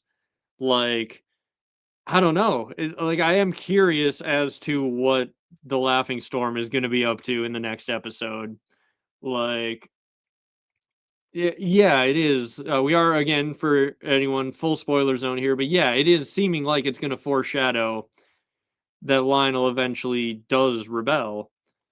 Um, I think they're going to plant the seeds of that here, which is dope, actually. Like, I think that's a really good thing to add to the last episode of the season, is just like a little hint of the idea that no, this guy is not cool with living under the Targaryens. I think he might pitch Dunk on it like full bore next episode. I don't know though. I'm curious how that's going to turn out. Um, and that is the one, like that's one of the things that I'm most looking forward to seeing, like how that goes. Absolutely looking forward to the Maekar conversation with Dunk, um, because that is obviously going to be that's going to be really good just based on how well they've handled everything from this season so far. I imagine they'll stick fairly close to the books with him just being absolutely heartbroken about what he's done to his brother and talking about how it was probably my mace that killed him. I don't remember the blow, like all of that stuff. Cuz I think that is accurate. He was in a blind rage to try and save the life of his son, who he heard screaming. I'm sure he just whipped around and was just flailing wildly. He probably was in a blind battle rage and doesn't remember. That's kind of why um I was interested if they were going to show the blow or not, like leading into this episode. And the fact that they did, I think, is really interesting because yeah, he doesn't remember it. It would have made sense for them to sort of have it off screen, but it's much better choice, I think, that they actually showed it to us. And even a better choice that it happened after Aryan yielded quietly, but before Dunk could drag him over to make him actually call off the accusation. And yeah, Maekar does sort of summon Dunk to the office, but that makes sense, I think. Um, that makes sense. And yeah, he definitely should have held back. Well, that's the thing. It's like, God, guys, like you're using a real mace in a freaking fight to the death. Like, I get that you're really angry, but like, damn, guys, what did you think was going to happen? Like, and I'm sure what he thought was going to happen is Arya would kill Dunk quickly, like, that's the only way this makes any sense, right? Is you assume Makar's like, "Oh, Aeryn's gonna kill Dunk quickly, and we're gonna put this mess to rest and defend the honor of House Targaryen." But, like, at some point, it's just like, God, how do you enter a fight like this with your sibling and not expect something like this could happen? Um, I don't know. I don't know why this popped into my head, but it is funny. Like, one of the two sanctioned fights I've ever been in my life was with my little sister in the 90s when our parents got sock'em boppers for Christmas when we were really little. They're like these big inflatable boxing gloves that you put on, and they were like advertised all the time in the 90s, early 2000s. And my parents got us some once, and then we blow them up, we put them on, and I throw one punch, and I just hit my sister like directly, and she just falls over backwards, like just falls over. One punch, starts crying because she was a little younger than me, and apparently, like it turns out, they are not more fun than a pillow fight, which was their like the slogan in the song. It was literally just like getting punched with a giant inflatable fist is still going to feel like kind of getting punched, and you're going to fall down. And so we threw one punch with the sock'em bopper. She fell down, started crying, and then the next day, mysteriously, the sock'em boppers were gone, and we never saw them again. And I don't know. I can't imagine what happened to them. But yeah, that was my sock and bopper story. I don't know if anyone else got those as a kid, but they were not more fun than a pillow fight. Well, it was fine for me. I didn't get hit. I threw one punch and I won, which is the ideal way that a fight can go. But but yeah, um, it was I don't know. I don't know how you get in a fight with a real mace with your sibling and just not assume that something like this could happen. And yet, oh, that's the thing. It's like, oh God, I get it with the weird medieval honor code that they have, and I think he thought he had to, and he didn't expect Baelor would ever take the other side. And by the time Baelor took the other side, it was too late. That is the other side of it as well. Is like the other he didn't think anyone important would take Dunk's side. He probably assumed that the trial might not even happen, or if it did, it would be an easy win with the Kingsguard, and he needs to protect his son. And it just makes that line at the end of the last episode all that much more tragic when Baelor rides in there and does the right thing and takes Dunk's side. Like, damn, it's so good. Like it's so Game of Thronesy. It's just it's peak Westeros shenanigans. Um, and yeah, everyone involved has to regret what has just happened here. It's like the worst thing. Um, and yeah, that this is a theme of the whole series. Is it's a bad system. It is a bad system all the way from the cops in Flea Bottom stealing from the poor people to keep them poor and enrich themselves, right up to the top of we're gonna fight to the death because someone has been dishonored. Like is not a good system, and everyone who is taking part in this freaking regrets it like the moment it's done. And oh, the other thing about this scene, man, that's so tragic is he's got his maester tending to Makar. He sends his maester to tend to his little brother because he loves him. He he is in a terrible state, and he's got his maester looking after his little brother to make sure that he's okay. And he's proud of his brother for being so strong, and then his brains fall out. It's freaking it's like as brutal and as good as anything George has written. Also, it is kind of funny when you when you understand how much similarity there is between this and Ned Stark, when you realize like George wrote this first Dunk and Egg story as he was writing A Clash of Kings. So he's like, oh, damn, that twist with Ned Stark went really well. I'm going to do the exact same thing in my short story that I'm writing like a couple years later. Like, he understands you got to play the hits, and he was playing the hits here with Baelor basically being this story's version of Ned Stark. And he's just like, yeah, first story, Baelor's going down. Uh,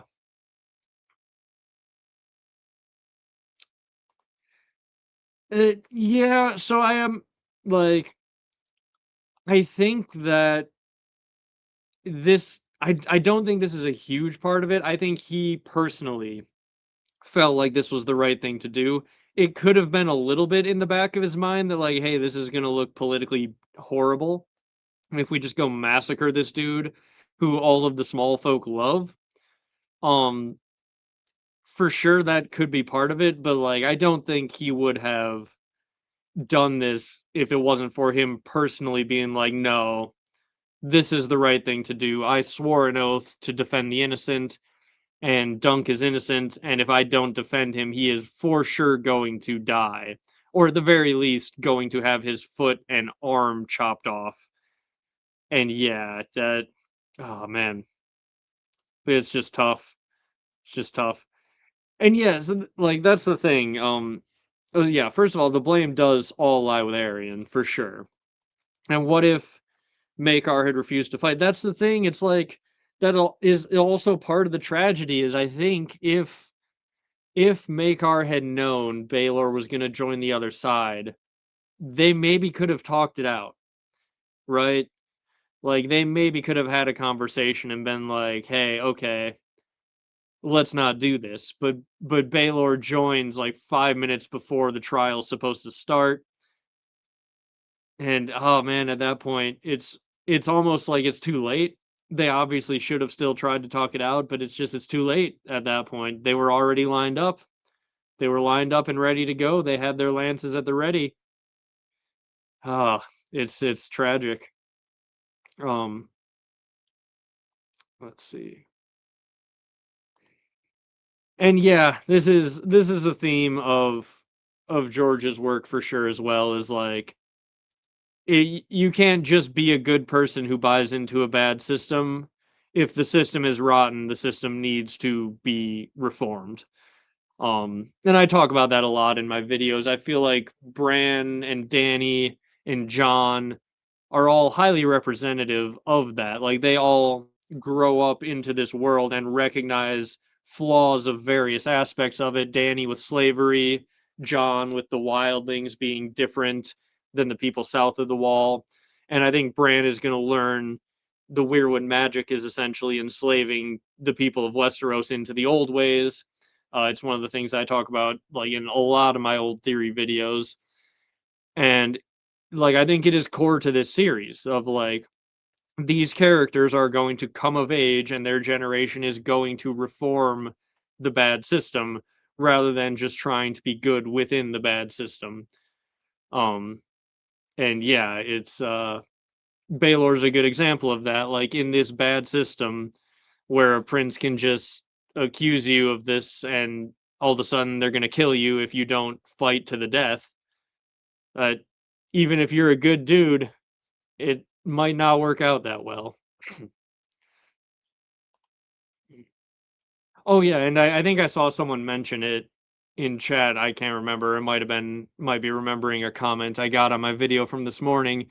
But Ned Stark dies at the Sept of Baelor. Now it's not named after this Baelor, but like again with the George just being he's just playing the hits, and he writes this pretty shortly after writing A Game of Thrones. Like his next Ned Stark is named Baelor.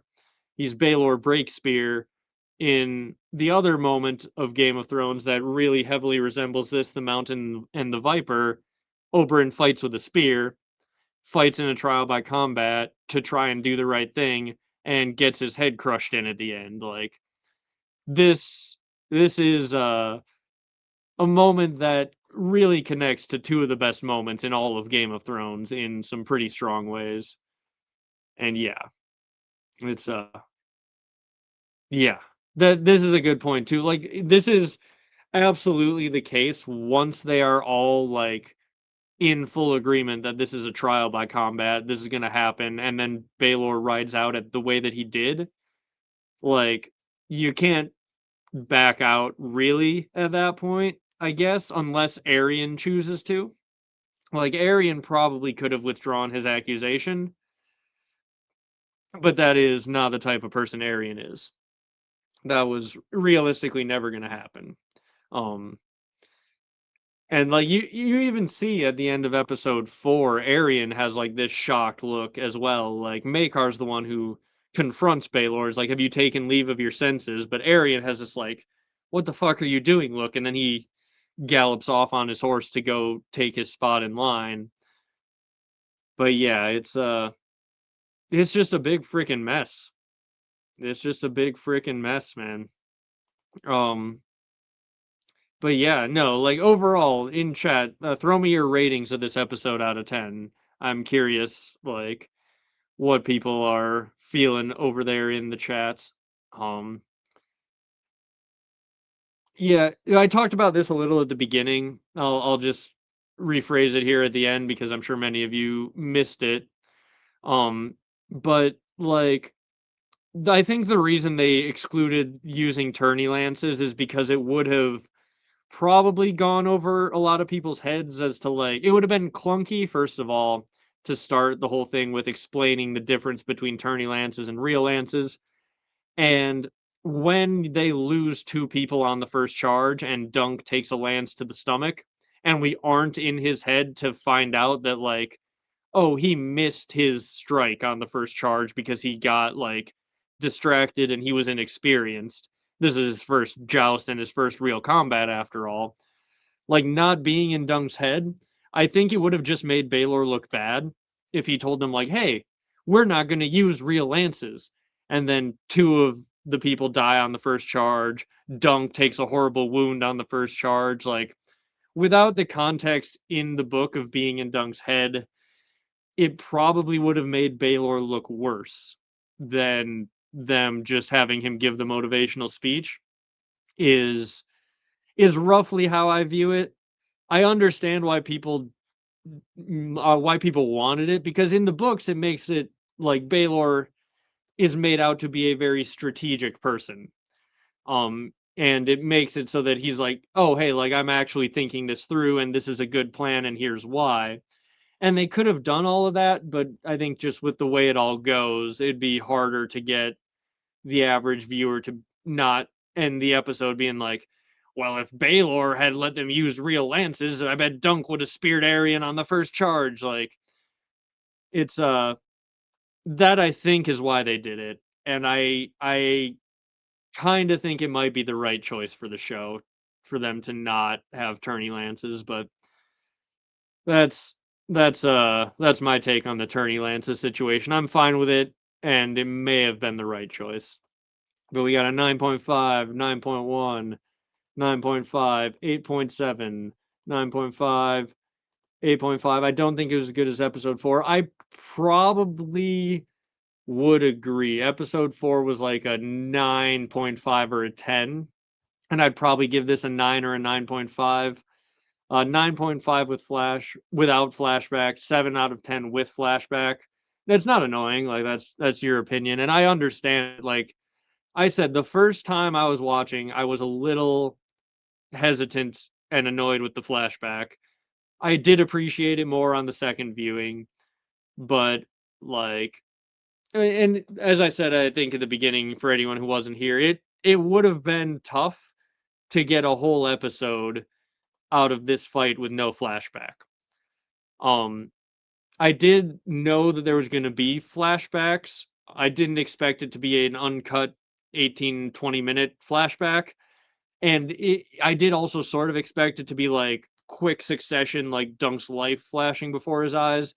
But like having taken it all in and gone through it, um, I think it works. What they tried to do makes sense in hindsight, and it works. And I do like it in the end.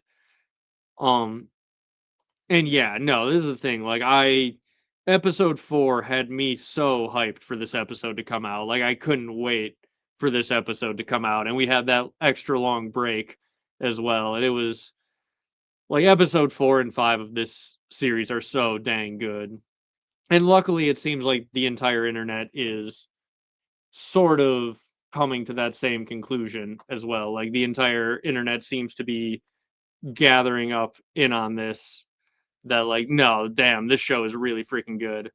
Um, yes, the even on a rewatch, the one complaint that I still have is Dunk would not have been able to keep up with Sir Arlen with a horrible leg wound and like being alone in the wilderness, sleeping with no fire for multiple days. They should have just had him join up with Sir Arlen a little quicker, but that is like my only real complaint at this point. Annoyed with the flashback at first, especially the length, but the fight uh wasn't enough for a whole episode and didn't not work. Yeah, that's the thing. Like, the fight would have been, it couldn't have been a whole episode. They needed something else, and the flashback I think was really good. Um, at least like in hindsight. I like, because I don't know what else you do there. It's got to be Dunk's life flashing before his eyes on some level. I like it better that it happened when he got knocked out rather than like before the first charge, because if it happened before the first charge, I think it would feel even worse. Like, it'd feel cheaper. When he gets full on knocked unconscious and then like has his whole flashback, I think that that works better than like if it would have, imagine if it would have like zoomed into Dunk's eyes and then he flashbacks and you get 20 minutes of flashback. Um, that would have been worse, I think, than him getting knocked out and going full flashback. 9.5, 8.7. Um, yes, it was a bit long. Um, and yeah, too much. If we had gotten a half an hour of fighting, I think it would have gotten boring. And realistically, like, Dunk took as many hard hits and wounds as you can realistically take. Like, maybe more than you could realistically take. So, like, if they had had 20 more minutes of fighting, it would have been pretty insane. But yeah, like, the transition was good. The transition into it when he gets knocked out, the transition out of it when he's told get up, and then he gets up, like, it worked. I like, in hindsight, it worked. I was very skeptical as it was happening on my first watch. Um, and yeah, I'm glad we didn't get like 35 minutes of a fight to the extent that we got, because the fact that it was shorter meant that they could be as brutal as they were and not have to just like stretch it out with a bunch of like fucking the Hobbit movie Legolas dodging shit level, whatever. Like, it was just like 10 minutes of Dunk just taking hard hits and giving hard hits and grappling in the mud with Aryan and people in the background fucking spearing each other with lances. I think it was really good. I think the fight feels like, as far as I remember, the best Westeros fight scene that we've gotten. Um, so yeah, and the fog machine. So that is directly from the books. In case, like, I assume most people here know and have read the books, but like, the whole thing was foggy. So that wasn't just like, we need to save budget, we don't want to show the background. Like, that is directly adapting the books. Um, and yeah, like, there's crazy amounts of fog, and that works really well for the budget level of the show. I'm sure that they're like George reaching back in time and being proud of himself for adding so much fog here, because it really helps make this show something that they can make on a cheaper budget, and it still works and is still faithful to the source material. And yeah, the fog of war, absolutely, absolutely. Uh yeah, more realistic. That's the thing. Like, fights, like sword fights don't last that long. They don't last half an hour. You don't have two dudes going back and forth with maces and sword and jousting, and it doesn't last 35 minutes. So I feel like, yeah, we basically got to see the whole fight, and it was a reasonable length fight. Um, my only thing, as I said in the beginning, my like if I was gonna nitpick, it would be like have the lance like a couple inches less deep into Dunk's stomach. And it might be a little bit more realistic. But yeah, it overall, like I've seen some people, and I don't know, I've never been in armor and fighting. I've seen some people say it was one of the most realistic depictions of the effectiveness of armor. Um, and so that is pretty darn cool. But yeah, I'm sure it was a budget related choice to actually adapt it, but it is straight out of the books. Like it is straight out of the book that there was a ton of heavy fog. I'm sure it really helped with the budget. Um, and the fact that they like made it heavy enough where you couldn't even see to the other side of the field, I'm sure really did help them not have to go super crazy with that. But again, like George wrote that into to the novella. There are even theories that like the fog was on some level magical to like influence things. Um, so yeah, it's great. And someone asked earlier, I don't know if I got to it in chat, but there was we did I think get a quick scene of Raymond with the green apple sigil. And I imagine they'll drop that line next episode. Maybe not, but like since we are in spoiler zone for anyone who joined late, Raymond Fossaway will probably talk about his green apple sigil in the next episode. I would imagine, like, because we saw in the episode preview him and Dunk getting like their goodbye conversation. So I imagine that's where he's going to be like, "Yeah, I'm taking a sigil to Green Apple, rather green than wormy," right? Like that. We got to get that line. But yeah. Um oh, the other thing that was in the episode preview that I really want to talk about. So again, if you haven't seen the episode preview for next episode, spoilers for that. But in the preview for the next episode, we see Dunk walking into Arian's room where he's laying in horrible pain, trying to recover, probably passed out, and Egg's carrying a knife. That's going to be a hell of a scene. That's going to be a hell of a scene. I don't know how that's going to go. Like, what is Egg going to do? What is Egg going to say? Um, as he carries that freaking knife into Arian's bedroom and could kill him and it won't.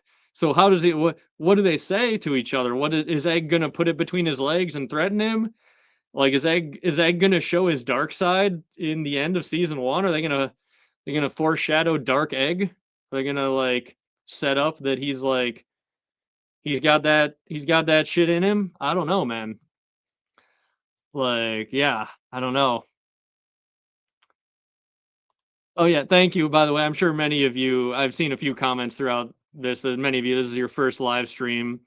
So yeah, I do often get told that I don't look anything like what people picture when they just listen to my videos, and I do always find that pretty funny.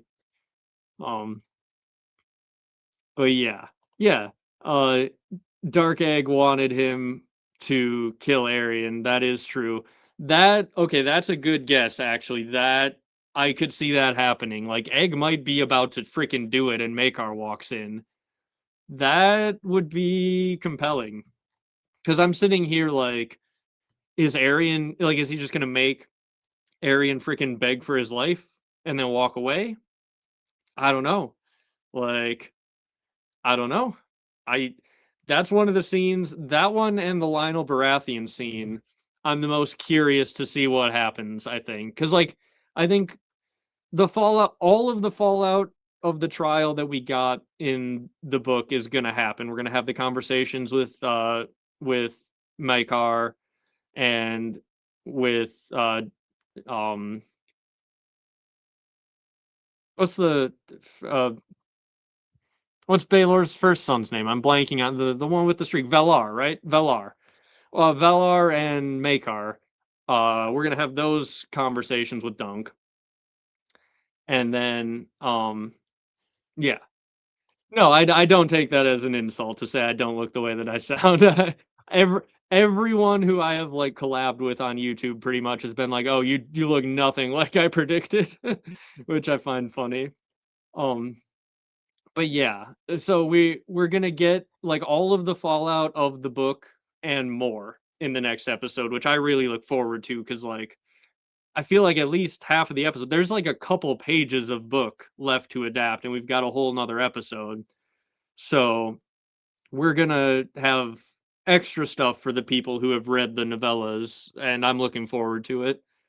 But okay, I do think we've pretty much talked about everything. I do hope season 2 has a lot of flashbacks. I will say that before we go. I hope we get some flashbacks to them in Dorne if we don't get like a full-on season of their adventures in Dorne, which I don't think we will.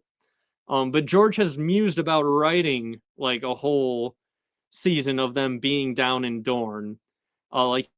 He said like maybe I'll go back at some point and write like the adventure that took place between book 1 and book 2. So if he outlined an entire Dorne story for Ira Parker, I don't know that we have. Oh wait, no, I think we have like Rohan Weber cast and stuff. So I think we do kind of know that we're getting book 2. I'm trying to think. I think we know we're getting book 2, but I hope there's lots of flashbacks to the time at the Citadel at the very least. Because yeah, they go hang out with Aemon between book 1 and book 2. But okay. So I unless anyone has any really pressing questions, I am going to start to wrap up. I did think that let's see if there's any more people popping in chat with questions. To they could have had the 2 guys who died say more than 3 lines total instead of I'm assuming you mean instead of the flashback. Yeah, they could have had we could have had more Beesbury and Harding for sure. But again, the flashback did, I think, do some good world building, and I think it did help establish the theme of like class struggle that is at the heart of this story with Dunk. And we got to see him like way back. And yeah, B's in the chat, Hammer's in the chat for our fallen boys, Humphrey Beesbury and Baelor Breakspear. And yeah, one more toast to Baelor. Um, but yeah, thank you everyone for being here. I did think it would be funny. I don't know if we have enough people to make it effective, but there is a streamer who I watch on YouTube named Tom Grossi who is currently doing a endless live stream until he raises $1 million for charity. He is he is live streaming 24 hours a day. I think last time it took him like 10 days to get there. And he is well known for raiding smaller creators and like sending his audience over there to do Grossi raids to help out smaller channels. So considering he is live and currently trying to do some real good stuff for charity, I thought it would be funny if I drop his link to his stream in chat, and any of you who feel like it can go by and raid Tom Grossi and just tell him he's being raided and tell him to watch A Night of the Seven Kingdoms. And if you feel like it, if you have the means to, help him donate to charity. I will drop the link in there in the YouTube chat. Um, oh wait, that's his. Yeah, that's. Um, whoops, wrong thing here. Hold on. We want to do this right there. Okay, that should be the link in chat. And yeah, that it if you want to go help, it is a charity to undo medical debt, which if you're not from America is a thing that we have here because the world is the world in America is pretty crazy and lots of people have crazy amounts of medical debt, and he's helping with a charity that essentially helps people who are in horrible medical debt get out of it. It's a good bit of work. So if you go raid him, I'm about to sign off. Stop in there, tell him that he is being raided and that he should watch A Night of the Seven Kingdoms. And as I said, help him out with the charity if you are so inclined, because he is stuck streaming until he raises $1 million. So that is that. I will link it once again in chat for anyone who wants to go and raid Tom Grossi. And yeah, thank you guys all for joining me. That's all I've got for you today. And yeah, take care, everybody. Have a good night, and we will be back for episode 6 soon enough. I've got some other videos on my channel. If you aren't feeling like doing a raid, you can go watch some other stuff on my channel. And yeah, I'll be back with something else very soon. Thank you, everyone, for joining me.